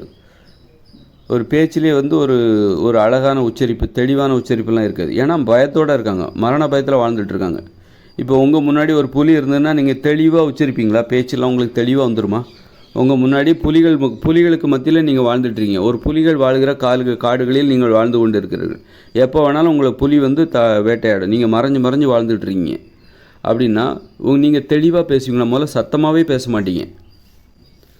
சத்தமாக பேசுனா அப்போ எப்போ பார்த்தாலும் அமைதியாக பேசுவீங்க. பயந்துக்கிட்டு பக்கத்தில் எதாவது இருக்குதா அப்படின்னு பயந்துக்கிட்டே பேசுவீங்க. அப்போ நாம் இன்றைக்கி சத்தமாக பேசுகிறோம், தைரியமாக பேசுகிறோம், தெளிவாக பேசுகிறோம், பயம் இல்லாமல் பேசுகிறோன்னா அதுக்கு என்ன காரணம்? பிற உயிரினங்கள், நம்மை அச்சுறுத்துகிற பிற உயிரினங்கள் இங்கு இல்லை. அவற்றையெல்லாம் நமது முன்னோர்கள் விரட்டி வேட்டையாடி இருக்காங்க, கொண்டிருக்காங்க. அதனால தான் இன்றைக்கி நீங்கள் தெளிவாக பேசுகிறீங்க, சத்தமாக பேசுகிறீங்க, சத்தமாக சுதந்திரமாக பேசுகிறீங்க, கத்துறீங்க. ஒரு காட்டில் இருக்கும்போது நீங்கள் கத்த முடியுமா? நீங்கள் கத்துறது கேட்டுட்டு பக்கத்தில் எங்கேயோ ஒரு 500 மீட்டருக்கு அங்கிட்டு ஒரு சிங்கம் இருக்கும். எங்கேயோ ஒரு சத்தம் வருது, ஏதோ மனுஷ சத்தம் மாதிரி தான் இருக்குது. கண்டிப்பாக அங்கே தான் நம்மக்கிட்ட உணவு இருக்குது, போவோம் அதை வேட்டையாடும் அப்படின்னு சொல்லிட்டு போய் வேட்டையாடிடும். வந்து கத்திக்கிட்டு இருக்கிறது யார்? ஓ நீ தானா? மனுஷனா நீ? வா சாப்பிட்றலாம், நீ தான் இன்றைக்கி எனக்கு டிஃபன் அப்படின்னு சொல்லிட்டு லஞ்சு, நீ தான் எனக்கு லஞ்சு, நீ முன்ன பார்த்தா 3 வேளை உணவும் நீ தான் எனக்கு அப்படின்னு சொல்லிட்டு சாப்பிட்ரும். அப்போது காடுகளில் நீங்கள் வசிச்சிங்கன்னா, பிற உயிர்களுக்கு மத்தியில் நீங்கள் வசித்தீர்களே என்றால், நீங்கள் பேசுகிற மொழி இருக்குது பாருங்கள், உச்சரிப்பு பாருங்கள், தெளிவாகவே இருக்காது, பயந்துக்கிட்டு தான் இருக்கும். தெளிவாக உச்சரிக்க மாட்டீங்க, முதல்ல சத்தமாக பேச மாட்டீங்க, தைரியமாக பேச மாட்டீங்க. ஆக நம்ம தைரியமாக பேசணுன்னா நமக்கு அச்சமே இருக்கக்கூடாது. ஒரு சுதந்திரமாக பேசணும், சத்தமாக பேசணும். அப்படின்னா நமக்கு அச்சமே இருக்கக்கூடாது, பீதி இருக்கக்கூடாது, மரண பயம் இங்கே இருக்கக்கூடாது. அப்போ நமது அப்போ பிற இன்றைக்கி கண்ணு கட்டிய தூரம் நீங்கள் வாழ்கிற பகுதி, உங்கள் வீடு இருக்கிற சுற்று வட்டாரத்தில் ஒரு 50, 60, 100 கிலோமீட்டரில் இங்கே எந்த சிங்கமோ சிறுத்தையோ கிடையாது அப்படிங்கிற அதுதானே உண்மை. அதுதான் நீங்கள் சத்தமாக பேசுகிறதுக்கு காரணம். நீங்கள் சுதந்திரமாக வாழ்வதற்கு அதான் காரணம். சுதந்திரங்கிறது 2 சுதந்திரம். என்னென்னா, பிற உயிரினங்களிடமிருந்து நமக்கு ஒரு சுதந்திரம், பிற உயிரினங்களிடமிருந்து நமக்கு ஒரு சுதந்திரம். சிங்கம், புலி, சிறுத்தை, கரடிகளிடமிருந்து நமக்கு ஒரு சுதந்திரம். அவைகளுக்கு பயந்து வாழ்ந்துக்கிட்டு இருந்தோம், பிற உயிரினங்களுக்கு பயந்துக்கிட்டு வாழ்ந்துக்கிட்டு இருந்தோம். எப்போ? காடுகளில் உலகங்கள் கண்டுபிடிப்படுறதுக்கு முன்பு வரைக்கும் நம்ம சிங்கம், புலி, சிறுத்தைகளுக்கு பயந்துக்கிட்டு தான் வாழ்ந்துகிட்டு இருந்தோம். கரடிகளுக்கு, கழுதை புலிகளுக்கு, நரிகளுக்கு, நாய்களுக்கும், ஓநாய்களுக்கும் பார்த்து யானைகளை பார்த்து பயந்து வாழ்ந்துட்டு இருந்தோம். காட்டெருமையை பார்த்து பயந்து வாழ்ந்துட்டு இருந்தோம். கோடிக்கணக்கான பாம்புகள் இங்கே இருந்தது, அவைகளை பார்த்து வாழ்ந்து, முதலைகளை பார்த்து, தண்ணியில் கால் வைக்க முடியாது முதலைகளை பார்த்து வாழ்ந்துகிட்டு இருந்தோம், பயந்து வாழ்ந்துட்டு இருந்தோம். அப்படி அப்போது இன்றைக்கி நம்ம சுதந்திரம். அப்போ அவைகளையெல்லாம் உலகங்கள் கண்டுபிடிச்ச உடனே அவைகளையெல்லாம் விரட்டி வேட்டையாடினாங்க. அதுக்கு முன்னாடி வரைக்கும் இந்த கையில் கிடைக்கிற கல், கம்பு, குச்சி அதை வச்சுக்கிட்டு ஏதோ முடிஞ்ச வரைக்கும் மெதுவாக வேட்டையாடிட்டு இருந்தாங்க, மெதுவாக பண்ணிகிட்டு இருந்தாங்க. எப்போ உலகத்தை கண்டுபிடிச்சாங்களோ விரட்டி வேட்டையாட ஆரம்பிச்சிட்டாங்க. விரட்டி சிங்கம் அப்புறம் சிங்கத்தோட மாமிசம், சிங்கத்தையே அடித்து சாப்பிட ஆரம்பிச்சிட்டாங்க. அப்போ அப்போ தான் சுதந்திரம். அப்போது முதல் சுதந்திரம் என்னது? மனுஷங்களுக்கு முதல் சுதந்திரம் எது? இந்த பிற உயிரினங்கள், நம்மை அச்சுறுத்துகிற, நம்மளை விரட்டி வேட்டையாடுகிற உயிரினங்களை கொல்வதன் மூலம்தான் நமக்கு கிடைத்த முதல் சுதந்திரம். பாம்புகள், அவ்வளோ பாம்புகள், மலைப்பாம்புகள் பிடிச்சதுன்னா சுருட்டி மடக்கி அப்படி எலும்புகளெல்லாம் உடைச்சிரும். மலைப்பாம்பு சும்மா கிடையாது. ஒருத்தர் மாட்டிச்சுன்னா, ஒரு எற மாட்டிச்சுன்னா அவ்வளோதான், அப்படியே சுருட்டி மடக்கிட்டு ஒரு இருக்கு ஆன்னு மூச்சு விட முடியாமல் நாக்கு வெளியே தள்ளிடும்.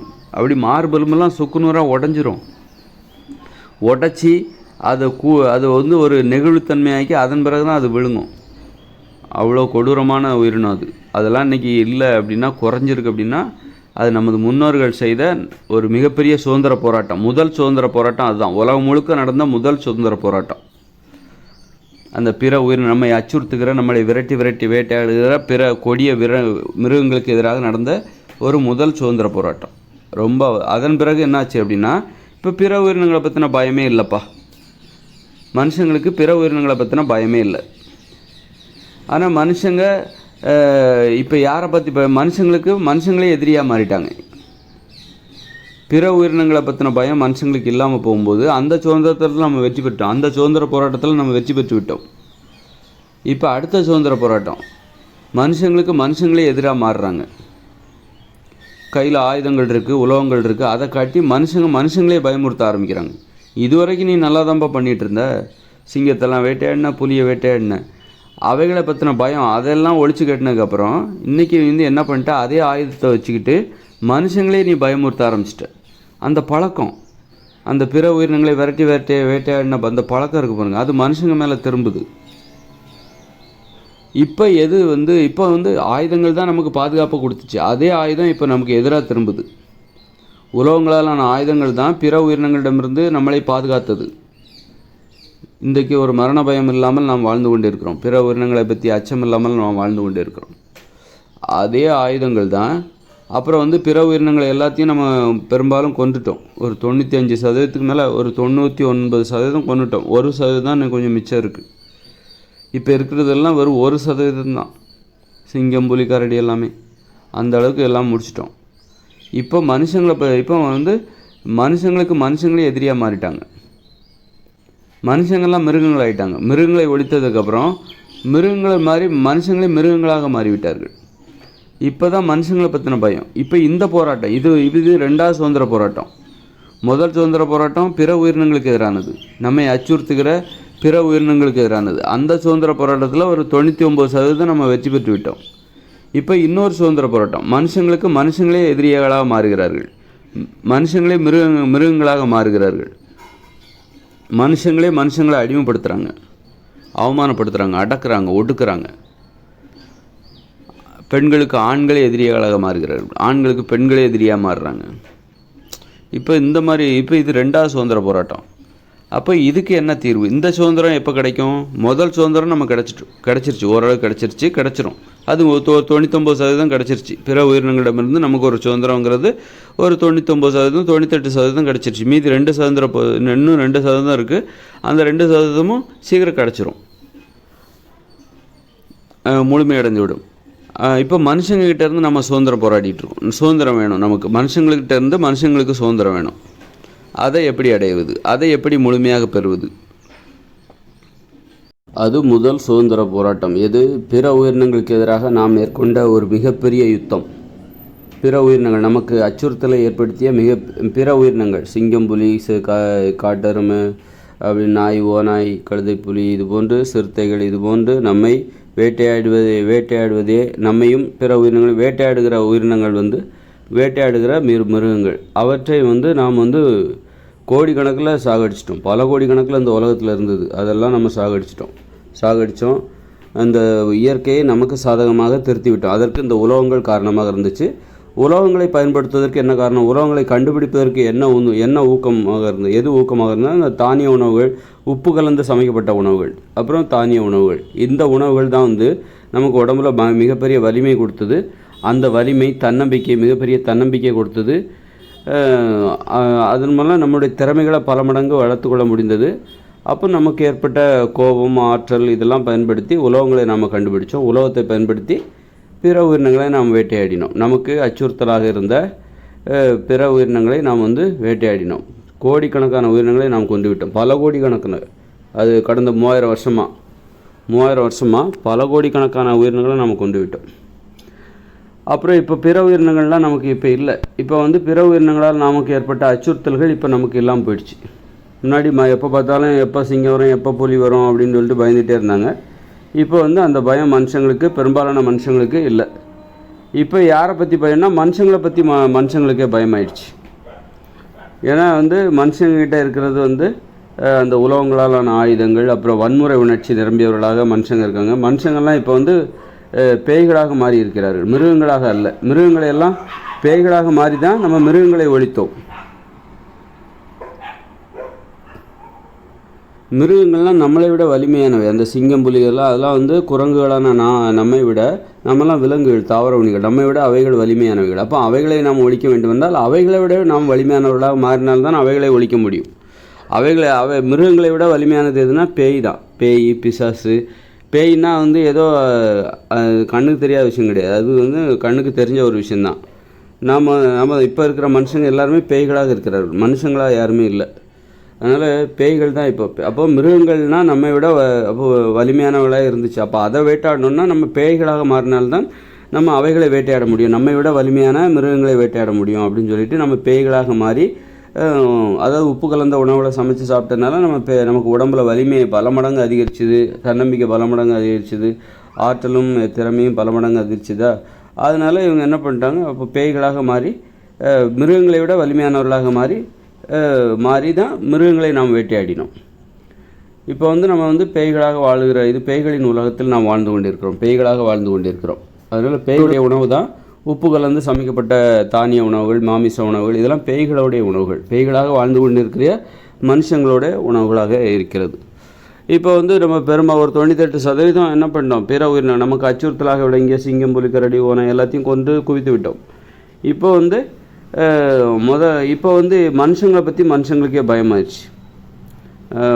முதல்ல நம்ம மிருகங்களை பற்றி பயந்துட்டு இருந்தோம், இப்போ மனுஷங்களை பற்றி அதுக்கும் காரணம் என்னன்னாக்கா இந்த வன்முறை உணர்ச்சி தான். இந்த உலகங்களை அடிப்படையாக கொண்ட இயந்திர அறிவியல் உலகம், அப்புறம் இந்த வன்முறை உணர்ச்சி. இப்போ மனுஷங்களுக்கு மிருகங்கள் மீது இருந்த பயத்தை விட இப்போ மனுஷங்களுக்கு இருக்கிற பயம் பயங்கரமாக அதிகமாகிடுச்சு. எப்போ வேணாலும் விபத்து ஏற்படலாம், சாலையில் போகும்போது எப்போ வேணாலும் விபத்து ஏற்படலாம், கொடூரமான விபத்துகள் ஏற்படலாம், அல்லது குற்றங்கள், அப்புறம் ஏமாத்துறது, இப்படி நிறைய வகையில் மனுஷங்களுக்கு இடையூறு ஏற்படுத்தி மனுஷங்களை அச்சுறுத்துகிறவர்களாக இப்போ மாறிட்டாங்க. அதுக்கு என்ன அதுக்கு என்ன காரணம், மனுஷங்களை ஏன் அச்சுறுத்துறாங்க அப்படின்னா இந்த வன்முறை உணர்ச்சி, குற்ற உணர்ச்சி. அதுக்கு என்ன காரணம்னா இந்த தானிய உணவுகள், அப்புறம் தானிய உணவுகள் மற்றும் உலோகங்கள். ஆனால் இந்த இயந்திர அறிவியல் உலகம் தான் காரணம். வன்முறை உணர்ச்சி, தானிய உணவுகளை உட்கொள்வதால், உப்பு கலந்து சமைக்கப்பட்ட தானிய உணவுகளை உட்கொள்வதால் மனுஷ உடலில் ஏற்படுகிற அந்த வன்முறை உணர்ச்சி, குற்றங்கள் செய்ய வேண்டும் என்கிற ஒரு உணர்ச்சி, வன்முறை மோகம், வன்முறை வெறி, கொலை வெறி, இதெல்லாம் தான் காரணம். குற்றங்கள் செய்ய வேண்டும் என்கிற ஆர்வம், இதெல்லாம் தான் காரணம். அதுதான் வீரம் நினச்சிட்டு இருக்காங்க. அழிவை நோக்கி போகிறது தான் வீரம், குற்றங்களை செய்வது தான் வீரம், அப்படி வன்முறை உணர்வு தான் வீரம் அப்படின்னு நினைக்கிறதுனால இப்போ மனுஷங்களை பார்த்தா பயப்பட வேண்டிய நிலைமை வந்துருச்சு. முதல்ல நம்ம பிற உயிரினங்களை பார்த்து பயப்பட்டோம், இப்போ அதெல்லாம் கொண்டு விட்டோம். இப்போ மனுஷங்களை பார்த்து மனுஷங்க எல்லாருமே மனுஷங்களை பார்த்து பயப்படுறாங்க. அதுக்கு காரணம் வன்முறை உணர்ச்சி. அப்போ நம்ம என்ன பண்ணோம், இப்போ முதல்ல நம்ம மிருகங்களை பார்த்து பயப்பட்டோம், அப்போ நம்ம மிருகங்களை எல்லாம் ஒரு 98% ஒழித்து கட்டி விட்டோம். இப்போ மிருகங்களை பற்றி நமக்கு பயம் இல்லை, இப்போ மனுஷங்களை பற்றி மனுஷங்களுக்கு பயம் இருக்குது. அப்போ மனுஷங்களை நம்ம அழிச்சாதான் மனுஷங்களுக்குள்ள பயம் நமக்கு போகுமா? அப்படி கிடையாது. மனுஷங்களுக்குள்ளே இருக்கிற அந்த வன்முறை உணர்ச்சியை அழிக்க வேண்டும், அந்த பேய் உணர்ச்சியை அழிக்க வேண்டும். மனுஷங்கள்கிட்ட இருக்கிற வன்முறை உணர்ச்சி, குற்றங்கள் செய்ய வேண்டும் என்கிற ஆர்வம், வன்முறை மோகம், வன்முறையில் ஈடுபடுவதுதான் வன்முறை தான் வீரம். அடிக்கிறதும் வீழ்த்துறதும், எளியவர்களை வலிமையானவர்களை அடிக்கிறதும் வீழ்த்துறதும் தான் வீரம்னு நினைக்கிறாங்கள்ல, அந்த உணர்ச்சி தான் வன்முறை உணர்ச்சி. அந்த உணர்ச்சியை வீழ்த்த வேண்டும். மூட நம்பிக்கைகள்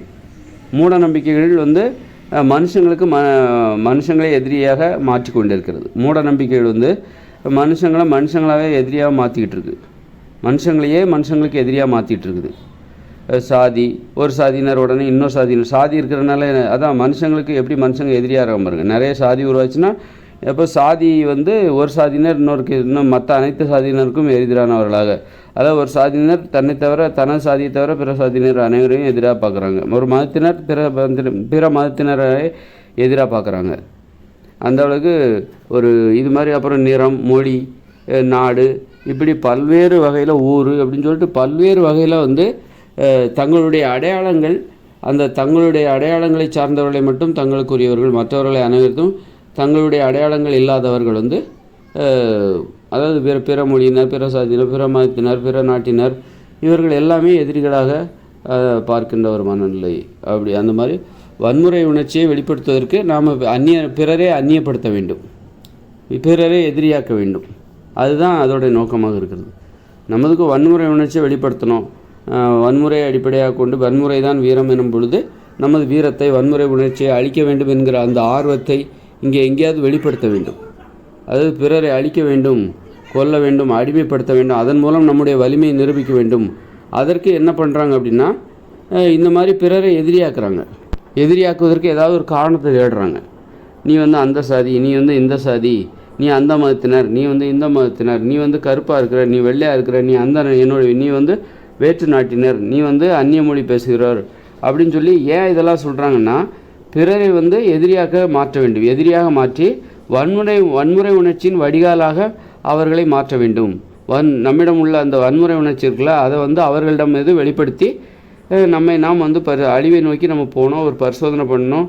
அதுக்காக தான் வந்து பிறரை எதிரியாக்குறதுக்காக ஏதாவது ஒரு காரணத்தை தேடி நீ இந்த சாதி அந்த சாதி, இந்த நேரம் அந்த நேரம், நீ வேற ஒரு நாட்டை சார்ந்தவர், வேற ஒரு ஊரை சார்ந்தவர், இப்போ வேற ஒரு மதத்தை சார்ந்தவர் அப்படின்னு சொல்லி எதிரியாக்க பார்க்குறாங்க. அப்போ தான் எதிரியாக்குனா தான் வன்முறை உணர்ச்சியை வெளிப்படுத்துவதற்கு நமக்கு ஒரு வாய்ப்பு. வன்முறை உணர்ச்சிகளை வெளிப்படுத்தணும், அதன் மூலம் நமது வீரத்தை பிறரிடம் நிரூபிக்க வேண்டும் அப்படின்னு சொல்லிட்டு அதுக்காக தான் அந்த மாதிரிலாம் இப்படி வேற்றுமைகளை தேடி போகிறாங்க. வேற்றுமைகளை உருவாக்குகின்றனர், வேற்றுமைகளை கண்டுபிடிக்கின்றனர், வேற்றுமைகளை திணிக்கின்றனர், புகுத்துகின்றனர். எதுக்கு இவ்வளோ வேற்றுமைகள்? ஏற்றத்தாழ்வு. இந்த ஏற்றத்தாழ்வு, ஏழை பணக்காரங்க, இது எல்லாமே வந்து அந்த எதிரியாக்குகிற மனுஷங்களே எதிரியாக்குகிற ஒரு முயற்சி. ஏன்னா அப்போ தான் வந்து வன்முறை உணர்ச்சிகள் எல்லாத்துக்கும் இந்த சாப்பாடு சாப்பிட்றாங்களா, தானிய உணவு, உப்பு கலந்த உணவுகளை சாப்பிட்டுட்ருக்காங்களா, உப்பு கலந்து சமைக்கப்பட்ட தானிய உணவுகள், மாமிச உணவு இதெல்லாம் சாப்பிட்டுட்ருக்காங்களா, அப்போ எல்லாத்துக்குமே உடம்புல வன்முறை உணர்ச்சி உருவாகுது, ஒரு வன்மையான உணர்ச்சி உருவாகுது. யாரையாவது அடிமைப்படுத்தணும், யாரையாவது அடக்கணும், ஒடுக்கணும், நம்முடைய ஆதிக்கத்தை பிறரிடம் நிலைநாட்ட வேண்டும் அப்படிங்கிற உணர்ச்சி இந்த உணவுகளை சாப்பிட்டோன்னே ஏற்படுது. அப்போ அதுக்கு என்ன பண்ணணுன்னாக்கா எல்லாரையும் எதிரியாக்குறதுக்கு ஒரு காரணத்தை கண்டுபிடிக்கணும். அப்போ நான் வந்து கருப்பாக இருக்கேன், நீ வெள்ளையாக இருக்க, அப்போ நீ என்னுடைய எதிரி. அல்லது நான் வெள்ளையாக இருக்கேன், நீ கருப்பாக இருக்கேன்னா நீ என்னுடைய எதிரி. உன்னை எதிரியாக்குவதற்கு எனக்கு ஒரு காரணம், நிறத்தை காரணமாக. அப்புறம் சாதியை கண்டுபிடி, நீ அந்த சாதி இந்த, அதன் மூலம் நீ வேறு சாதியினர், ஆதலால் நீ வந்து விலகியேறு, என்கிட்ட வராது. அப்புறம் வந்து நம்முடைய வன்முறை உணர்ச்சி அவர்களிடம் வெளிப்படுத்துது, அதற்கு ஒரு காரணம், அதுதான் சாதி. அப்புறம் மொழி ரீதியாக, நீ அந்த மொழி இந்த மொழி, நான் இந்த மொழி, நீ வேறு மொழி நான் ஒரு மொழி, நான் வேறு மொழி நீ வேறு மொழி. அப்போ நீ வந்து அந்நியர், நீ வந்து என்னுடைய எதிரி, நீயும் நானும் ஒன்றாக முடியாது, அதனால் நீ எனக்கு எதிரி, அதனால் என்னுடைய வன்முறை உணர்ச்சியை நான் உன்னிடம் வெளிப்படுத்தி உன்னை அடக்குவேன், அடிமைப்படுத்துவேன், உன்னுடைய உணர்ச்சிகளை நான் புரிஞ்சிக்க மாட்டேன். அப்போ என்னுடைய வன்முறை உணர்ச்சிகள், இந்த தானிய உணவுகளை சமைத்து சாப்பிடுவதால் எனது உடலில் ஏற்படுகிற வன்முறை உணர்ச்சியை வெளிப்படுத்துவதற்கு எனக்கு வடிகால்கள் தேவை, மனுஷங்க தேவை. அதற்காக மனுஷங்களை நான் வந்து எதிரியாக்குவதற்கு எனக்கு ஒரு காரணம் தேவை. அதுதான் இந்த சாதி, மதம், நிறம், மொழி, ஏழை, பணக்காரன், இந்த மாதிரி மனுஷங்களை எதிரியாக்கணும். மனுஷங்கிட்ட எதிரியாக்கணும்னா அதற்கு தகுந்தாற்ப மனசை மாற்றணும். அதாவது ஒரு நண்பனை வந்து எதிரியாக்கணும்னா நண்பனை விட நீ மிகப்பெரிய கோடீஸ்வரன் ஆகிடு, அந்த நண்பன் ஏழையாகவே இருந்துட்டான்னா நீ ஏற்கனவே நண்பராக பழகிய நீங்கள் இருவரும் எதிரியாக மாறிவிடுவீர்கள். இதுதான் வந்து இந்த எதிரியாக்குறதுக்காக தான் மனுஷங்களை எதிரியாக்கணும். அதன் மூலம் வன்முறை உணர்ச்சிகளை வெளிப்படுத்தி அதை ஒரு வன்முறை வடிகால்களாக மனுஷங்களை மாற்றணும். அதுக்காக தான் வந்து ஏதாவது ஒரு காரணத்தை தேடுறாங்க, திணிக்கிறாங்க, காரணத்தை கற்பிக்கிறார்கள். அதுதான் இந்த சாதி, மதம், ஏழை, பணக்காரன், நீ படித்தவன் படிக்காதவன், நீ உயர்ந்தவன் தாழ்ந்தவன், நீ அந்த நாட்டினர் நான் இந்த நாட்டினர், நீ வேறு மொழி பேசுகிறோம் நான் இந்த மொழி பேசுகிறேன், நீ கருப்பு நான் வெள்ளை, நீ மாநிலம், இப்படின்னு சொல்லிட்டு இது இந்த வேற்றுமைகள், இந்த ஏற்றத்தாழ்வு எல்லாமே மனுஷங்க திட்டமிட்டு மனுஷங்களை எதிரியாக்கணும். வேற்றுமைகளை கற்பிப்பதன் மூலம் மனுஷங்களை எதிரியாக மாற்றி இந்த தானிய உணவுகள், உப்பு கலந்து சமைக்கப்பட்ட தானிய உணவுகள், மாமிச உணவுகள் இதெல்லாம் சமைச்சு சாப்பிட்றதுனால இந்த உடம்பில் ஏற்படுகிற வன்முறை உணர்ச்சி, அந்த உணர்ச்சியின் வடிகால்களாக மனுஷங்களை மாற்றணும். அதுக்கு தான் இவ்வளோ வேலைகள் நடந்துகிட்ருக்கு. இந்த படித்தவன் நான் விஞ்ஞானியாக போகிறேன், டாக்டராக போகிறேன், இதெல்லாம் எதுக்குன்னாக்கா அப்போ தான் நம்ம வந்து ஒரு ஏற்றத்தை, ஒரு உயர்ந்த நிலைக்கு நம்ம போயிட்டோன்னு சொல்லிட்டு நம்மளை விட கீழே இருக்காங்க ஏழைகள், மேலே இருந்து பார்க்கும்போது கீழே ஏழைகள் இருப்பாங்க, படிக்காதவங்க இருப்பாங்க. அந்த மாதிரி வேற்றுமைகளை கற்பிக்கிற அந்த ஆர்வம் தான் நான் இன்ஜினியராக போகிறேன், டாக்டராக போகிறேன். அந்த ஏற்றத்தாழ்வு மனுஷங்க நாமெல்லாம் ஒன்று தாங்கிறத நிரூபிக்க முயற்சி செய்யணும். அப்படி இல்லாமல் நாமெல்லாம் ஒன்று கிடையாது, நான் விஞ்ஞானியாக போகிறேன், நான் உன்னோட இங்கே இருக்கிறவங்களோட நான் உயர்ந்த படிப்பு படிக்க போகிறேன், படிப்பின் மூலம் நான் என்ன உயர்ந்தவராக மாற்ற போகிறேன், அதன் மூலம் எனக்கு நிறைய பணம் கிடைக்கும், அதன் மூலமும் நான் என்ன உயர்ந்தவராக, நான் பணக்காரன் ஆகிடுவேன், கோடீஸ்வரன் ஆகிடுவேன், அதன் மூலமும் நான் என்ன உயர்ந்தவராக மாற்றி விடுவேன். பலரை விட நிறைய பேர் தாழ்ந்த நிலையில் கண்டிப்பாக இருப்பாங்க, அதுபோன்ற தாழ்ந்த நிலையில் இருக்காமல் நான் உயர்ந்த நிலைக்கு போயிடுவேன். நானும் பிறரும் ஒன்று கிடையாது, நான் வேறு அவங்க வேறு. வேற்றுமைகளை கற்பித்தால்தான் எனக்கு மற்றவங்களெல்லாம் எதிரியாக பார்க்க முடியும். எதிரியாக பார்த்தா தான் எனது வன்முறை உணர்ச்சிகளை நான் எனது தொழில் மூலம் வெளிப்படுத்தி நான் மேலும் மேலும் நிறைய பணத்தை சம்பாதிக்க. அந்த மாதிரி நம்மலாம் ஏன் படிக்கிறோம், ஏன் பணக்காரங்க, ஏன் அதை படிக்கிறோம், நம்மலாம் ஏன் வந்து ஆடம்பரமாக வாழ்கிறோம், எல்லாத்துக்கும் பார்த்திங்கன்னா ஏன் வந்து ஏழைகளாக இருக்காங்க, ஏன் பிச்சைக்காரங்க இருக்காங்க, ஏன் வறுமையில் வாழ்கிறாங்க, ஒருத்தர் கோடீஸ்வரர், ஏன் இந்த மாதிரி எல்லாரும் சமங்கிறத உணராமல் நம்ம ஏன் ஏற்றத்தாழ்வுகளை விரும்புகிறோம் அப்படின்னா, நமது வன்முறை உணர்ச்சிகளின் வடிகால்களாக மனுஷங்களை பயன்படுத்தணும். அதற்காக இந்த மனுஷங்களை எதிரியாக மாற்றுறதுக்காக தான். அப்போது நண்பர்களாக இருக்கணும்னா சமமாக இருக்கணும். ஒரு ஏழையும் ஒரு பணக்காரனும் நண்பர்களாக இருக்க முடியாது. ஒரு அறிவாளியும் ஒரு முட்டாளும் நண்பர்களாக இருக்க முடியாது. அதனால் ஒரு நோஞ்சானும் ஒரு பாடி பில்டரும் நண்பர்களாக இருக்க முடியாது. அந்த மாதிரி ஏற்றத்தாழ்வுகள், அதனால் ஏற்றத்தாழ்வுகள் தான் இந்த உலகத்தில் ஒரு மனுஷங்களை எதிரியாக மாற்றுறதுக்கும் அதன் மூலம் வன்முறை உணர்ச்சிகள் ஏற்படுது. அதனால் எல்லோரும் சமமாக இருந்தால் தான் நண்பர்களாக இருக்க முடியும். ஏழை பணக்காரன் என்கிற வேறுபாடு இருக்கக்கூடாது. படித்தவன் படிக்காதவங்கிற வேறுபாடு இருக்கக்கூடாது. அப்படின்னா என்ன பண்ணணும், இங்கே பள்ளிக்கூடமே இருக்கக்கூடாது. பள்ளிக்கூடங்கள் தான் இந்த ஏழை படித்தவன் படிக்காதவங்கிற வேறுபாடை உருவாக்குது. பள்ளிக்கூடத்துலேயே உயர்ந்த படிப்பு குறைந்த படிப்பு எல்லாமே இருக்குல்ல. எல்லாருமே இங்கே தேவைப்படுறாங்க. கம்பவுண்டரும் தேவை, பியூனும் தேவை, வாட்ச்மேனும் தேவை, விஞ்ஞானியும் தேவை, மேனேஜரும் தேவை, முதலாளியும் தேவை. எல்லாருமே தேவைப்படுறாங்க. எல்லாரையும் உருவாக்குகிற இடம் இந்த பள்ளிக்கூடங்களாக இருக்கிறது. இந்த பள்ளிக்கூடத்துலேருந்து படிச்சுட்டு போகிறவங்க தான் ஒருத்தர் பியூனாக இருக்கிறாங்க, ஒருத்தர் விஞ்ஞானியாக இருக்காங்க, ஒருத்தர் டாக்டராக இருக்காங்க, ஒருத்தர் கம்பவுண்டராக இருக்காங்க, வாட்ச்மேனாக இருக்காங்க. எல்லாருமே இந்த பள்ளிக்கூடத்துலேருந்து தான் போகிறாங்க. படிக்காமல் எந்த வேலையும் செய்ய முடியாது. அப்படிங்கிறனால பள்ளிக்கூடம் இந்த ஏற்றத்தாழ்வு நிறைந்தவர்களை அவர்கள் விருப்பப்படி, நீ நிறைய படிப்பு படிக்கிறியா, சிலருக்கு எனக்கு இது போதும் அப்படின்னு, எனக்கு பெரிய படிப்பெல்லாம் படிக்கணுங்கிற அவசியம் இல்லை, எனக்கு அந்த மாதிரி ஆர்வமே இல்லை, எனக்கு இது போதும் அப்படின்னு சொல்லிட்டு இது படிப்பாங்க. சிலர் நான் உயர்ந்த படிப்பு படிக்கிறேன்னு சொல்லிட்டு போவாங்க. ஆக மொத்தம் ஏற்றத்தாழ்வுகளை இந்த கல்வி உருவாக்கி விடுகிறது. அப்போது இந்த படித்தவங்க படிக்காதவங்கிற வேறுபாடு எப்போ ஒழியும்னா, அந்த பள்ளிக்கூடத்தில் இந்த உலகத்தில் பள்ளிக்கூடமே இருக்கக்கூடாது. பள்ளிக்கூடம், கல்லூரிகள், புத்தகங்கள், இந்த இயந்திர அறிவியல் உலகமே இருக்கக்கூடாது. பள்ளிக்கூடங்களே இல்லாத, புத்தகங்களே இல்லாத, ஆசிரியர்கள் பேராசிரியர்களே இல்லாத இயற்கையோடு இணைந்த மனித வாழ்க்கை, அது 2040க்கு பிறகு வருது. அந்த உலகத்தில் படித்தவங்க அங்கே பள்ளிக்கூடமே இல்லாதனால இவர் படித்தவர் படிக்காதவருங்கிற அந்த ஏற்றத்தாழ்வே இருக்குது. இன்னும் சொல்லப்போனால் ஒரு 100 வருஷத்துக்கு முன்னாடி இந்த உலகத்தில் அப்படி தான் இருந்தாங்க. 100 வருஷத்துக்கு முன்னாடி தமிழ்நாட்டிலையும் இந்தியாவில் பள்ளிக்கூடங்களே பெரும்பாலும் கிடையாது. அப்போது நல்லா பாருங்கள், படித்தவங்க படிக்காதவங்கிற ஏற்றத்தாழ்வே அங்கே இல்லை. பள்ளிக்கூடம் எப்போ உருவாச்சுதோ அப்போ தான் படித்தவங்க படிக்காதவங்கிற ஏற்றத்தாழ்வு. படிக்காதவங்களுக்கு தாழ்வு மனப்பான்மை, படித்தவங்களுக்கு நாம் ஏதோ மேலேருந்து வந்துட்டோம், உயர்ந்தவர் என்கிற நினைப்பேன், தன்னை பற்றி ஒரு மிகையான மனப்பான்மை. படிக்காதவங்களுக்கு எப்போவுமே கூச்சம், தாழ்வு மனப்பான்மை தான் அதிகமாக இருக்கும். ஆனால் ஒரு 100 வருஷத்துக்கு இப்போது கடந்த 50 வருஷத்துக்கு முன்னாடி தான் தமிழ்நாடு முழுவதும் நிறைய பள்ளிக்கூடங்களை உருவாக்குனாங்க. ஆனால் 100 வருஷத்துக்கு முன்னாடி ஓரிரு பள்ளிக்கூடங்கள் தான் தமிழ்நாட்டில் இருந்துச்சு. சரி, ஒரு 200 வருஷத்துக்கு 500 வருஷத்துக்கு முன்னாடி போங்க, இங்கே பள்ளிக்கூடமே இல்லை. அப்படின்னா என்ன அர்த்தம்? படித்தவர்கள் படிக்காதவர்கள் என்கிற ஏற்றத்தாழ்வே இங்கே இல்லை. அப்போது எவ்வளோ ஒற்றுமையாக இருந்திருப்பாங்க பாருங்கள்.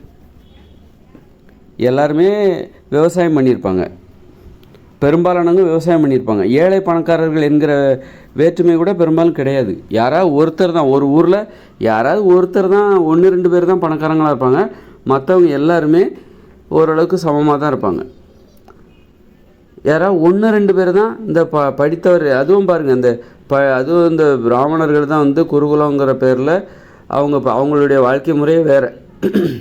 அவர்களுக்கு மற்றவர்களிட தங்களை ஏதாவது ஒரு வகையில் உயர்ந்தவர்களாக காட்டிக்கொள்ள வேண்டும்.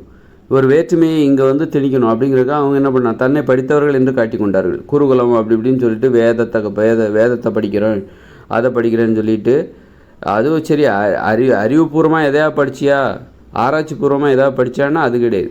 வேதத்தை படிக்கிறேன், அதை படிக்கிறேன், இதை படிக்கிறேன், புராணத்தை படிக்கிறேன்னு சொல்லிட்டு ஒன்றுமில்லாத இதை போய் அதை படிச்சுவிட்டு நான் படித்தவன் சொல்லிவிட்டு அவங்க பீத்திக்கிட்டு அதன் மூலம் பிறருடைய விட தாங்கள் உயர்ந்தவர் அப்படிங்கிற அந்த வேற்றுமையை திணிக்கிறதுக்கு அவங்க அந்த காலத்தில் முயற்சி செஞ்சுருக்காங்க. ஏதாவது ஒரு அவர்களுக்கு வேறுபடணும், பிறரோடு ஒன்றுபடாமல் பிறரிடமிருந்து வேறுபடணும். அதற்கு என்ன வழி? அதுக்கு தான் அவங்க இந்த குருகுலத்தை கண்டுபிடிக்கிறது. குருகுலம் அப்படின்னு சொல்லிட்டு, சரி, குருகுலத்தில் நீ எதாவது நல்ல விஷயத்தை கற்றுக்கிட்டியான்னா அதுவும் கிடையாது. அது மாதிரி வெள்ளை நிறம்லாம் அவங்க வெள்ளையாக இருக்காங்க. அது அதனால் அதை பாதுகாக்கிறதுக்காக விவசாயம் பண்ண மாட்டேங்கிறாங்க. விவசாயம் பண்ணாமலே வாழ்ந்துருக்காங்க ஆயிரக்கணக்கான வருஷங்களாக.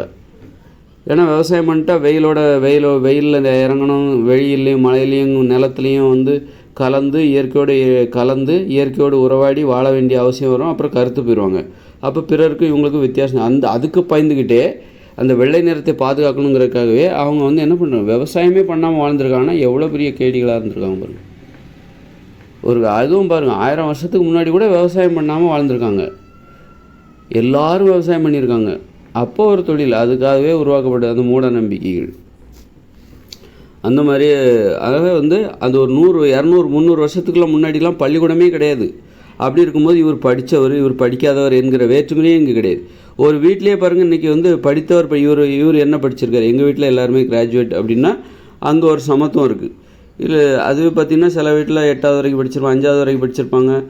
அப்பா அம்மா 2வது வரைக்கும் 3வது படிக்கவே இல்லை, கை நாட்டாக இருப்பாங்க. பிள்ளைகளாவது படிப்பாங்க. அப்போ அங்கே ஒரு ஏற்றத்தாழ்வு இருக்கும். இவன் படித்தவன் படிக்காதவன் அப்படிங்கிற ஏற்றத்தாழ்வு. ஒரு குடும்பத்திலே அது வேற்றுமையை கற்பிக்க அந்த படிப்பு என்பது உதவுகிறது. படிப்பு என்பது காரணமாக இருக்கிறது.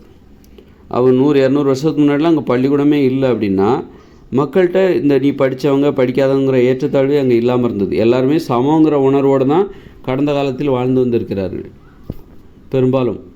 அது மாதிரி பார்த்திங்கன்னா நிலத்தையும் பார்த்திங்கன்னா யாரோ ஒருத்தர் தான் நிறைய நிலத்தை வச்சுருப்பார். மற்றபடி எல்லா மக்களும் நிறைய நிலம் தாராளமாக சும்மா கிடந்தது. புறம்போக்கு நிலம் அவ்வளோ காலியாக கிடந்தது. யாருக்கும் இந்த நிலத்தை வளைச்சி போடுறது. அப்போது ஏறளவுக்கு எல்லா குடும்பமே ஒரு சமமான பொருளாதாரத்தில் தான் இருந்தாங்க. ஒரு 100 வருஷத்துக்கு முன்னாடி பார்த்தாங்கன்னா ஒருத்தர் பெரிய பணக்காரர், ஒருத்தர் ஏழை, இன்னொருத்தர் கோடீஸ்வரர், இந்த ஏற்றத்தாழ்வே அங்கே அதிகமாக கிடையவே கிடையாது. ஒரு 50 வருஷத்துக்கு முன்னாடி பார்த்தாலே ஏறக்குறைய எல்லாரும் ஒரே மாதிரியான பொருளாதாரத்தில் தான் இருப்பாங்க. ஒரு சமத்துவம் இருந்தது. அப்புறம் அதான் படித்தவங்க படிக்காதவங்கிற வேற்றுமெல்லாம் கிடையாது. எல்லாருக்குமே எழுத படிக்க தெரியும் அப்படி, அல்லது ஒரு கை நட்டு சிலர் இருப்பாங்க ஆனால் அது கூட ஓரளவுக்கு எழுத படிக்க தெரியுங்கிற மாதிரி தான் இருந்திருப்பாங்க. அந்தளவுக்கு ஒரு சமத்துவம் இருந்தது. இந்த மாதிரி இப்போ தான் இந்த பள்ளிக்கூடங்கள், இயந்திர அறிவியல் உலகம் இதெல்லாம் பார்த்திங்கன்னா நீங்கள் ஒரு தெருவிலே பார்த்திங்கன்னா ஒருத்தர் நல்லா படிச்சிருப்பார், ஒருத்தர் நல்லா சம்பளம் வாங்குவார், இன்னொருத்தர் ஒரு குறைவான படிப்பு, ஒரு குறைவான சம்பளம், இப்படி பயங்கர. அப்போ ஒரு பணக்காரங்க சாப்பிட்ற சாப்பாடு வேறாக இருக்கிறது. ஒரே தெரு, ஆனால் அங்கே ஒரு கோடீஸ்வரர் இருப்பார், ஒரு பணக்காரர். கோடீஸ்வரர் அவருடைய உணவு முறை வேறு, அவருடைய வாழ்க்கை முறை வேறு. பக்கத்தில் ஒரு பணக்காரர் இருப்பார், அவருடைய உணவு முறையும் அவருடைய வாழ்க்கையும் வேறு. பக்கத்துலேயே ஒரு ஏழாக இருப்பார், அவருடைய உணவு முறை அவருடைய வாழ்க்கை முறை வேறையாக இருக்கும். இன்னொருத்தர் ரொம்ப வறுமையில் இருப்பார், அவருடைய உணவு வேறையாக இருக்கும். இப்படி எல்லாமே ஒற்றுமையாக இருப்பதற்கு வாய்ப்பே இல்லை. எல்லாருமே எதிரிகளாகத்தான். வேற்றுமை என்பது இவர்கள் ஒரு தெருவில் உள்ளவர்களை எதிரிகளாக மாற்றிவிட்டது. ஆனால் அன்றைக்கி ஒரு 100 வருஷத்துக்கு முன்னாடியோ 200 வருஷத்துக்கு முன்னாடியோ அப்படி இல்லை. எல்லாருமே ஓரளவுக்கு ஒற்றுமையாக இருந்தாங்க. ஒற்றுமையாகத்தான் இருந்தார்கள். வேறுபடுவதற்கு வாய்ப்பு இல்லாமல் இருந்தது. எல்லாருமே விவசாயம் பார்த்தாங்க. தொழில் அடிப்படையிலையும் ஒற்றுமையாக இருந்தாங்க. பெரும்பாலானவர்கள் விவசாயம் பண்ணாங்க. அதுலேயும் ஒரு ஒற்றுமை. இப்போ ஒருத்தர் கம்பவுண்டர், ஒருத்தர் இன்ஜினியர், ஒருத்தர் டாக்டர், இதுவே ஒரு வேற்றுமை. ஒருத்தர் நிறைய சம்பளம் வாங்குற, ஒருத்தர் குறைய சம்பளம், அதுவும் ஒரு வேற்றுமை. ஒருத்தர் பெரிய வீடு, ஒருத்தர் சிறிய வீடு, அதுவும் ஒரு வேற்றுமை தான். இப்படி இப்போ தான் வேற்றுமை என்பது இந்த உலகத்தில் அதிகமாக. அதனால தான் மனுஷங்களுக்கு இந்த வன்முறை உணர்ச்சியில் அதிகமாகுது. மனுஷங்களுக்கு எதிரான உணர்ச்சி அதிகமாகுது. மனுஷங்களை நம்ம பழி வாங்கணும். மனுஷங்களுக்கு மனுஷங்களே எதிரியாகிறாங்க. மனுஷங்களை பார்த்தா மனுஷங்களுக்கே பயம் வருது. இந்த உலகத்தில் இயந்திர அறிவியல் உலகில் வாழ்வது எப்படி இருக்குன்னாக்கா, அந்த கொடிய மிருகங்கள் வாழ்ந்த அந்த காடுகளில் வாழ்வதை விட இந்த இயந்திர அறிவியல் உலகில் வாழ்வது இன்னும் பயமாக இருக்கிறது. காடுகளில் எப்படி ஒரு மரண பயத்தோடு வாழ்ந்தாங்களோ அதே மாதிரி தான் இப்போவும் மரண பயத்தோடு வாழ்ந்துட்டுருக்காங்க.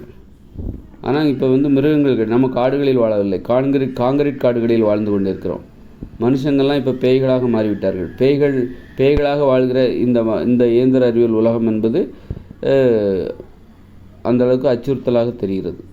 காடுகளில் வாழும்போது எப்படி இந்த மிருகங்களை பார்த்து நம்ம பயந்தோமோ அதே பயத்தை இப்போ நம்ம உணர்ந்துட்டுருக்கோம்.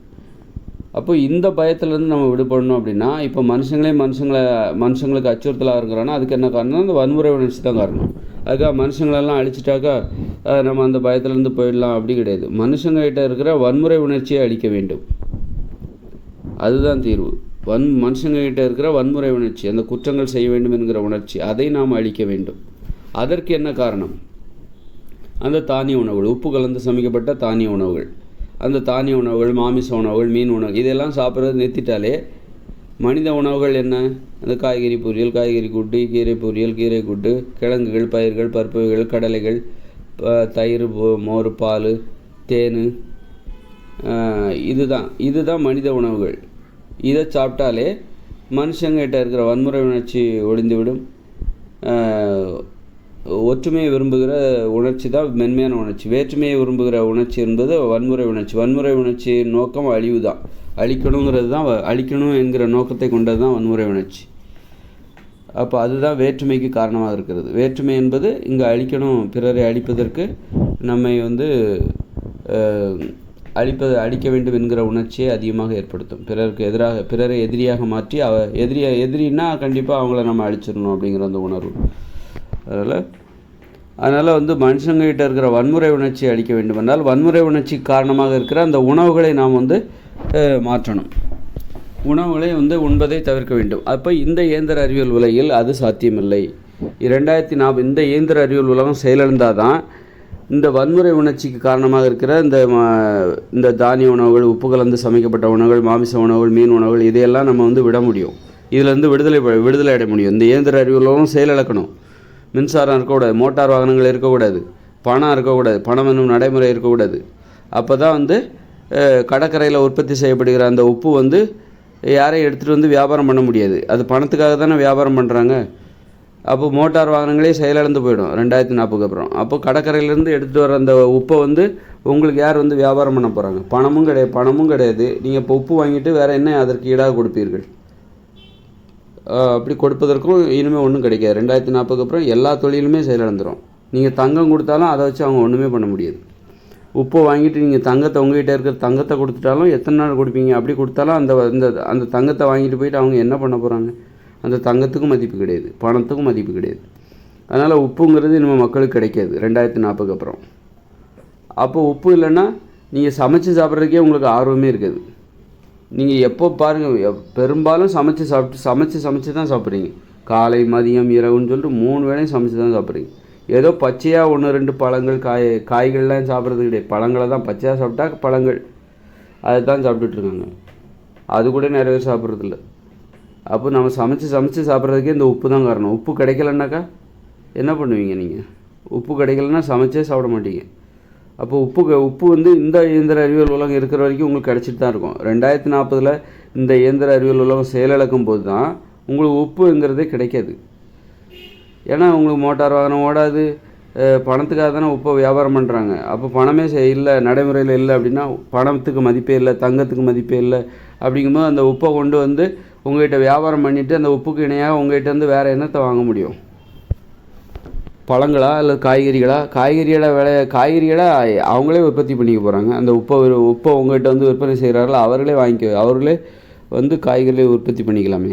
அதுக்கு போய் நீங்கள் கஷ்டப்பட்டு உப்பை உற்பத்தி பண்ணி அந்த உப்பை உங்கள்கிட்ட கொடுத்து அதுக்கு ஈடாக காய்கறிகளை வாங்கிக்கிடுவாங்களா அல்லது பழங்களை வாங்கிப்பாங்களா? அது அவங்களே உற்பத்தி பண்ணிக்க போகிறாங்க. அந்த உப்பை உற்பத்தி பண்ணுற அதே நேரத்தில் அவங்க காய்கறிகளையும் பழங்களையும் உற்பத்தி பண்ணிக்க போகிறாங்க.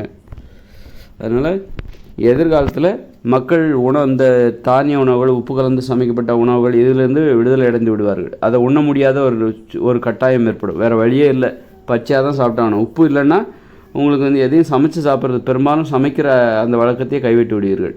பச்சையாகவே சாப்பிட ஆரம்பிச்சிடுவீங்க. அதனால் அந்த மாதிரி அப்போ மனுஷங்கள்லாம் மென்மையானவர்களாக ஆகிவிடுவார்கள். ஒற்றுமை வந்துவிடும், வேற்றுமை விரும்ப மாட்டாங்க, வன்முறை உணர்ச்சி ஏற்படாது. ஏன்னா உப்பு கலந்த உணவுகளை சமைச்சு சாப்பிட்றதும் கிடையாது, தானிய உணவுகளும் இருக்காது, தானிய உணவுகளும் கிடைக்காது, அரிசி கோதுமைலாம் இதெல்லாம் கிடைக்காது. இனிமேலாம் அதை யாரும் உற்பத்தி ஏன்னா உப்பு இல்லாமல் நீங்கள் இந்த அரிசி கோதுமையெல்லாம் வச்சு என்ன பண்ண போகிறீங்க? பண்ண முடியும். அது உப்பு இருந்தால் தான் அந்த தானிய உணவுகளை சமைச்சு சாப்பிட்றதுக்கே உங்களுக்கு நல்லாயிருக்கும். உப்பே கிடைக்கல அப்படின்னா நீங்கள் எப்படி தானியத்தை வச்சு என்ன பண்ணுவீங்க?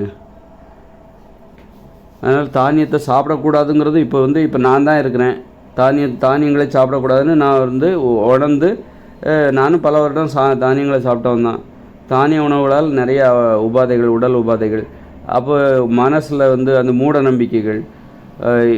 அப்போ இப்போ நான் என்ன பண்ணுறேன், சரி தானிய உணவுலேருந்து நான் விடுபடுறேன். தானியங்கள் எனக்கு கிடைக்குதான். இப்போ கடைக்கு போனால் என்னால் நல்ல அரிசியை கூட வாங்கி சாப்பிட முடியும் தான், நல்ல அரிசி கோதுமை எல்லாத்தையும். ஆனாலும் இவ்வளோ கிடைச்சுமே நான் கட்டுப்பாடாக இருக்குன்னா கொள்கை காரணம், எனது கொள்கைப்படி அந்த தானிய உணவுகளை சாப்பிடக்கூடாது அப்படிங்கிறது. அதனால் கொள்கைங்கிறது என்னென்னா, உங்களுக்கு என்ன தான் தாராளமாக கிடைச்சாலும் அதை சாப்பிடக்கூடாதுன்னா சாப்பிடக்கூடாது தான்.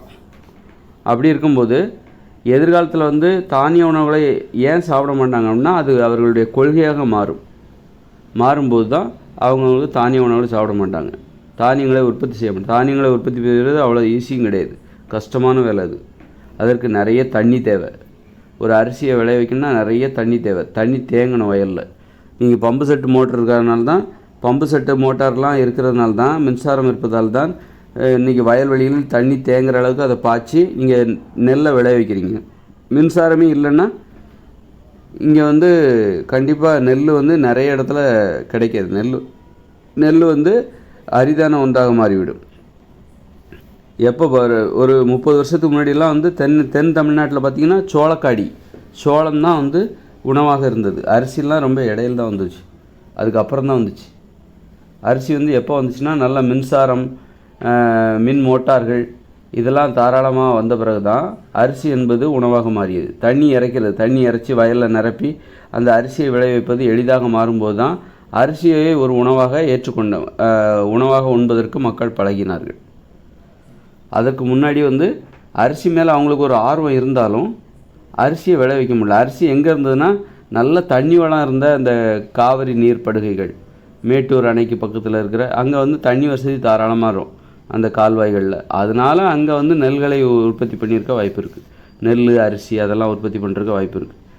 ஆனால் அந்த மாதிரி தண்ணி வசதி இல்லாத தமிழ்நாட்டின் பெரும்பாலான இடங்களில் அந்த நெல்லெல்லாம் வந்து உற்பத்தி பண்ண வாய்ப்பே இல்லை. நிலத்தில் வந்து ஏன்னா அதாவது மின் மோட்டார்கள் இல்லாத காலங்களில், மின்சாரம் இல்லாத காலங்களில், மின்சாரம் குறைவாகவும் மின் மோட்டார் இல்லாத காலங்களில் ஏத்தம் இறைச்சி தண்ணியை பாய்ச்சினாங்கல்ல, அந்த காலகட்டங்களில் வந்து நெல் கோதுமைலாம் ஏன் அதிகமாக இல்லை அப்படின்னா அதுக்கு நிறைய தண்ணி தேவை. அதை வந்து மனுஷங்க தினமும் கையால் இறைச்சி மொண்டு ஊற்றி வயலில் தண்ணியை நிரப்பி அப்படி விளைவிக்கிறதுக்குள்ளே ஓஞ்சி போயிடுவாங்க. அதனால் அப்போல்லாம் வந்து சோளம்தான், குறைவாக தண்ணி தேவைப்படுகிற சோளத்தை விளைய வைத்தார்கள். சோளம் இந்த மாதிரியான இதெல்லாம் குறைவாக தண்ணி தேவை, அதுதான் அவங்களால வளர்க்க முடிந்தது. அப்புறம் பார்த்திங்கனாக்கா வந்து எப்போ வந்து மின் மோட்டாரெலாம் வந்ததோ அப்போ தான் நெல்லை வந்து உணவாக மாற்றினார்கள். ஒரு மாற்றம் ஏற்பட்டது, உணவு முறையில் ஒரு மாற்றம். நெல் வந்து அரிசி வந்து மக்களின் உணவாக மாறியது. எப்போ நல்ல கரண்டு, மின்சார வசதி, மின் மோட்டார்கள் இதெல்லாம் வந்த பிறகு தான் அந்த மாதிரியான ஒரு மாற்றம். சமீப காலமாக ஒரு 20 வருஷத்துக்கு முன்னாடியிலேருந்து தான், ஒரு 25 வருஷத்துக்கு முன்னாடி தான், 25 வருஷம் முன்னாடின்னு சொல்லக்கூடாது, ஒரு 30 வருஷத்துக்கு முன்னாடி இருந்து தான் வந்து 30-35 வருஷம்னு வச்சுக்கோங்க, அப்படி இருந்தது. அதனால் 2040க்கு அப்புறம் இங்கே எல்லாமே மின்சாரம் கிடைக்காது, தொழிற்சாலை எல்லாம் செயலிழந்து போயிடும். அதுக்கப்புறம் இந்த தானிய உணவுகளை சாப்பிட மாட்டாங்க, தானிய உணவுகள் கிடைக்காது, தானிய உணவுகளை சமைச்சு சாப்பிட்றதுக்கு தேவையான உப்பு கிடைக்காது. அதனால் வந்து உப்பு கிடைக்காதுங்கிறனால உப்பு தட்டுப்பாடு ஏற்படும். அப்படிங்கிறனால அந்த தானிய உணவுகளை சாப்பிடுவது பெருமளவு குறைந்துவிடும். அப்புறம் இனிமே பிறக்கிற குழந்தைகளுக்கு தானியங்களை சாப்பிடக்கூடாது, அது ஒரு நச்சு உணவு, அது வந்து மனித உணவுகள் கிடையாது அப்படிங்கிற அந்த கொள்கை பிடிப்பு ஏற்படும். இப்போ இருக்கிற மக்களுக்கு ஏற்படாது, இப்போ இருக்கிற மக்களுக்கு பெரும்பாலானவர்களுக்கு ஏற்படாது. ஏன்னா நான் சொல்கிறேன், எனக்கு ஏற்படுதுன்னா என்ன மாதிரி இருவருக்கு தான் ஏற்படும், ஒரு சிலருக்கு தான் ஏற்படும். தானிய உணவு என்பது அது ஒரு மோசமான உணவு என்கிற அந்த நம்பிக்கை, அந்த கருத்தை ஏற்றுக்கொள்கிறவர்கள் கொஞ்சம் பேர் தான் இருப்பாங்க. ஆனால் பெரும்பாலானவர்கள் இப்போ வாழ்ந்துக்கிட்டு இருக்கிறவங்க பெரும்பாலானவர்கள் அந்த தானிய உணவுகளுக்கு அடிமையாகி போய் தான் கிடக்கிறாங்க. அவங்க தங்களை மாற்றிக்கொள்ள மாட்டார்கள். ஆனால் எதிர்காலத்தில் தானிய உணவுகளை உற்பத்தி பண்ண முடியாத நிலைமை வரும். ஒரு 2040 அப்புறம் மின்சாரம் கிடையாது, அதனால் யாரும் நெல்லெல்லாம் விளைய வைக்க முடியாது. அதனால் அவர்களுக்கு தானிய உணவுகள் மீது ஆசை இருந்தாலும் ஆனாலும் அவர்கள் என்ன பண்ணுவாங்க, தானிய உணவுகளை உற்பத்தி செய்ய முடியாத ஒரு சூழல் ஏற்படும். மின்சாரம்லாம் இல்லை, மின் மோட்டார் இல்லை, அதுக்கு தண்ணி இறைச்சி ஊற்றி நெல்லெல்லாம் வளர்க்க முடியாது. அதனால் வேறு ஏதாவது காய்கறிகள், பழங்கள், கீரைகள், தண்ணி அதிகமாக தேவைப்படாத, வயலில் தேங்கி நிற்க வேண்டிய அவசியம் இல்லாத வேறு வகையான உணவுப் பொருட்களுக்கும் வேறு வழி இல்லாமல் மனசுக்குள்ளே தானிய உணவுகள் மீது ஆசை இருந்தாலும் வேறு உணவுகளை உற்பத்தி செய்து சாப்பிடுவாங்க. ஏன்னா உப்பும் கிடைக்காது, மின்சாரமும் கிடையாது. அப்படின்னா உப்பு இருந்தால் தான் தானிய உணவுனால் அதை சமைச்சு தான் சாப்பிடணும். சமைச்சு சாப்பிடணும்னா அதுக்கு உப்பு தேவை. உப்பு இல்லாமல் சமைச்சு சாப்பிட்டா உப்பு இல்லாத பண்டம் குப்பையில்ங்கிற மாதிரி தான். இப்படி சூழ்நிலை வேறு வழியே இல்லாமலும் தானிய உணவுகளை கைவிட வேண்டிய நிலைமை 2040க்கு பிறகு வரும். அப்புறம் இனிமேல் பிறக்கிற குழந்தைகள் கொள்கை ரீதியாக மாமிசம் சாப்பிட மாட்டாங்க, மீனை சாப்பிட மாட்டாங்க, இந்த தானிய உணவுகளை சாப்பிட மாட்டாங்க. இனிமேல் தானிய உணவுகள் என்பது அவ்வளோ மோசமான நச்சு உணவு. மூளையை வந்து மூட நம்பிக்கை, இயற்கையான அந்த சிந்தனை என்பது வராது. அதை சாப்பிட்டாக்கா உடனே அது சிந்தனையில் மாற்றத்தை ஏற்படுத்தும். மனுஷங்கன்னா தன்னை மென்மையானவர்களாக உணர வேண்டும். மென்மையான செயல்களை தான் என்னால் செய்ய முடியும் அப்படின்னு உணரணும். அவங்க தான் மனுஷங்க. நான் அதை செய்திருவேன், இதை கிழிச்சிருவேன், விண்வெளிக்கு போயிடுவேன், அதை பிடுங்கி தள்ளிடுவேன், கப்பல் அந்த ஆராய்ச்சி இந்த ஆராய்ச்சி நான் சாதித்து காட்டி அப்படின்னு யோசிக்கிற அதுவும் மனுஷங்களே கிடையாது அவங்க. அது காரணம் என்ன? இந்த தானிய உணவுகளை சாப்பிட்றதுனால உடம்புல ஏற்படுற வலிமை, அளவுக்கு அதிகமான வலிமை. அப்போ தான் நான் அதை பண்ணிடுவேன் இதை பண்ணிடுவேன்னு ஆரம்பித்து அப்புறம் என்ன ஆகுது, வெறி பிடிச்சி போய் பெரிய பெரிய சாதனைகளை நிகழ்த்த வேண்டியது. அப்புறம் வந்து metro train, car, bus, lorry, அப்புறம் ஆக்சிடெண்ட்டு, வருஷத்துக்கு 10 லட்சம் பேர் சாவு. அதனால் மனுஷங்க மென்மையாக இருக்கணும். அப்போ தான் வந்து இந்த விபத்துகள்லாம் ஏற்படாது. என்னால் ஐயோ, அதாவது மென்மையாக இருந்து ரொம்ப எளிமையான செயலை செய்கிறதுக்கே நம்ம கஷ்டப்படணும். மென்மையாக இருக்கிறது தான் மனுஷங்களுக்கு பாதுகாப்பு. நீ திறமை அதிகரிக்கிற அந்த தானிய உணவுகளை சாப்பிட்டு திறமை அதிகரித்து உடம்பில் பயங்கர வலிமை ஏற்பட்டு நான் பெருசாக சாதிக்க போகிறேன், அதை செய்ய போகிறேன், விண்வெளிக்கு போக போகிறேன், பெரிய தொழிற்சாலையை உருவாக்க போகிறேன், இப்போ ஒரு மோட்டார் வாகன தொழிற்சாலை அதை உருவாக்க போகிறேன், இதை உருவாக்க போகிறேன் அப்படின்னு சொல்லிட்டு பெரிய பெரிய வேலைகளை செஞ்சுட்டு அப்புறம் வந்து தேரை எடுத்து தெருவில் விட்டா மாதிரி தான் எங்கே பார்த்தாலும் விபத்துகள், நோய்கள். அதுக்கு மனுஷங்க மென்மையாகவே இருக்கலாம். என்னால் அந்த வேலை செய்ய முடியாதுப்பா, என்னாலலாம் தொழிற்சாலையில் வேலை பார்க்க முடியாது, இன்னொருத்தருக்கிலேருந்து என்னால் வேலை பார்க்கவே முடியாது. யாரும் என்ன வேலை வாங்கினா, தொழிலில் என்ன யாரும் வேலை வாங்கினா எனக்கு பிடிக்காது. நானே வேலை பார்த்துக்கிறேன், நானும் யாருக்கிடையும் வேலை வாங்கிட மாட்டேன். தொழில்னால் அது சுதந்திரம். அது என்னென்னாக்கா தனி ஒருவராக நின்று யாரையும் வேலை வாங்காத, யாருக்கிடேருந்து செய்யாத, இன்னொருத்தட்ட அதாவது யாருக்கிடேருந்து நம்ம வேலை செய்யும்போது நமக்கு மேலே இருக்கிற மேலதிகாரியை பார்த்து சார் வணக்கம் சார், சரி சார், ஓகே சார், அப்படியா சார், ஆமாம் சார், சரிங்க மேடம் கீடம்னுக்கிட்டு சாரு மோருன்னுக்கிட்டு வணக்கம்னு சொல்லியே வாய் கோணி போயிடும், எரிச்சலாக இருக்கும். அப்போ அதெல்லாம் எதுக்கு? அதுக்கு நம்ம தன்னந்தனியாக அது யாரை பார்த்தாலும் நம்ம வந்து அந்த மாதிரி சாரு மோருன்னு சொல்ல வேண்டிய அவசியம் இல்லை. யாரை பார்த்தாலும் வணக்கம் வச்சுக்கிட்டு குனிஞ்சிக்கிட்டு ஓகே சார், கீகே சார்னுக்கிட்டு எதுக்கு இதெல்லாம்? அது தன்னந்தனியாகவே வேலை செஞ்சுட்டு போகலாம். என்கிட்ட ஒரு 2 ஏக்கர் நிலம் கொடுத்துரு, உங்ககிட்ட உனக்கு ஒரு 2 ஏக்கர், இந்த ஊரில் இருக்கிற ஒவ்வொருத்தருக்கும் 2 ஏக்கர் நிலம் கொடுத்துரு, அதுக்குள்ளே கொய்யா, மா, பலா, வாழை, தென்னை, முருங்கை, அது இதுன்னு சொல்லி காய்கறிகள், கேரட்டு, பீட்ரூட்டு, கத்திரிக்காய், வெண்டைக்காய்ன்னு சொல்லி காய்கறிகள் அது இதுன்னு விளைய வச்சுக்கிட்டு யாருக்குள்ளேயும் நான் வேலை வாங்க வேண்டிய அவசியம் இல்லை. யாருக்கு பயந்துக்கிட்டு நான் வேலை செய்யணுங்கிற அவசியம் இல்லை. அவருக்கு பயந்துக்கிட்டு குனிஞ்சிக்கிட்டு நமக்கு மேலே இருக்கிறவங்கள பார்த்து பயந்துக்கிட்டு நமக்கு கீழே இருக்கிறவங்கள பார்த்து நம்ம மிரட்டிக்கிட்டு உருட்டிக்கிட்டு கண்காணிச்சிக்கிட்டு கவனிச்சிக்கிட்டு திட்டிக்கிட்டு கோவப்பட்டுக்கிட்டு எதுக்கு இந்த டென்ஷன்? அதை விட சுதந்திரமாக யாரையும் வேலை வாங்கக்கூடாது, நம்மளையும் யாரும் வேலை வாங்கக்கூடாது. தொழிலில் ஒரு குடும்பம்னு வரும்போது அம்மா அப்பா வேலை வாங்குவாங்க, ஒரு கணவனை மனைவி வேலை வாங்குவாங்கன்னா அது எளிதான வேலை, அந்த வேலை செய்கிறது கஷ்டம் கிடையாது. ஆனால் தொழில் என்பது ரொம்ப கஷ்டம், தொழிலில் உள்ள வேலை செய்கிறது ரொம்ப கஷ்டம். அதனால தான் வந்து இன்னொருத்தர் ஏன் வேலை வாங்கணும், 4 பேர் சேர்ந்து ஒருத்தர் வேலை வாங்க வேண்டிய அவசியம் யாருன்னா அது அவ்வளோ கஷ்டமான வேலை. தொழிலில் கிடைக்கிற உதவி கேட்குற உதவி, அப்பா அம்மா பிள்ளைகளிடம் கேட்குற உதவிலாம் மென்மையானது. அதனால் இனிமே பிறக்கிற குழந்தைகள் வந்து இன்னொருத்தர் கீழேருந்து வேலை பார்க்குறதையோ இன்னொருத்தரை வேலை வாங்குறதையோ விரும்ப மாட்டாங்க. இன்னொருத்தரை பார்த்து பயந்துக்கிட்டு அவர் வரும்போது வேலை செய்கிற மாதிரி நடிக்கிறது, அப்புறம் நிமிந்து உட்கார்றது, சரி சார்னு வணக்கம் வைக்கிறது, இதெல்லாம் போதும். இதெல்லாம் வந்து போர் அடிச்சிருச்சு. இதுலேருந்து விடுதலை வாங்கணும். இந்த மாதிரி முறைகளிலிருந்து இதெல்லாம் அடிமைத்தனம், ஏற்றுக்கொள்ளப்பட்ட அடிமைத்தனம், அங்கீகரிக்கப்பட்ட அனுமதிக்கப்பட்ட அடிமைத்தனம். அதனால் இதிலேருந்துலாம் மனுஷங்க விடுதலை அடையும். இனிமேல் பிறக்கிற குழந்தைகளுக்கு இது பிடிக்காது. நம்ம இன்னொருத்தர் கீழேருந்து வேலை பார்த்து தான் வாழ முடியுமா? ஏன் தனியாகவே வாழ முடியாது? ஏன் நமக்கு ஒரு தோட்டம், அதில் ஒரு 2 ஏக்கர், ஒவ்வொருத்தருக்கும் 2 ஏக்கரை கொடுத்துருங்க. அவங்கவுங்க அதில் செடி மரம் கொடிகளை வளர்த்துட்டு அதில் இருக்கிற காய் பழங்களை சாப்பிட்டுட்டு பகிர்ந்து உண்டுக்கிட்டு ஏன் அப்படி வாழ முடியாதா? எவ்வளோ இன்பமான வாழ்க்கை. எல்லா நாளும் நமக்கு விடுமுறை தான். யாருக்குள்ளேயும் நம்ம இருந்து வேலை செய்யலைன்னா எல்லா நாளும் நமக்கு விடுமுறை தான். அதுதான் எல்லாருமே ஆசைப்படுறாங்க. விடுமுறைக்கு ஆசைப்படுறாங்க மக்கள். விடுமுறையாக இருக்க வேண்டும், வாழ்நாள் முழுதும் விடுமுறையாக இருக்க வேண்டும். அதாவது பிறரிடமிருந்து விடுமுறைன்னா என்னென்னா பிறரிடமிருந்து நம்மை விடுகிற முறை தான் விடுகிற முறை. நம்ம தொழிலில் போயிட்டு இன்னொருத்தருக்கு கீழே வேலை பார்க்குறோம், அந்த முறை இருக்குல்ல, அந்த அடிமைத்தனத்திலேருந்து ஒரு 2 நாளைக்கு விடுமுறை கொடுக்குறாங்க, அவ்வளோதான். அதான் வாழ்நாள் முழுதும் நம்ம யாருக்கிலேருந்து வேலை பார்க்கல, ஆனால் வேலை பார்க்கணும். யாருக்கிடையும் இல்லை, நமக்கிடையும் யாருமே இல்லை அப்படின்னா வாழ்நாள் முழுதும் விடுமுறைன்னா எவ்வளோ சந்தோஷமாக இருக்கும்ல. அது மாதிரி ஒரு வாழ்க்கை இருக்கணும். வாழ்நாள் முழுதும் நமக்கு விடுமுறை தான். விடுமுறைன்னா அதுக்காக படுத்தே கிடக்கணும் அப்படி கிடையாது. யாருக்குள்ளேயும் நாம் இருக்கக்கூடாது, நமக்குள்ளேயும் யாரையும் வச்சுக்கூடாது. சுதந்திரமாக வேலை பார்க்கணும்.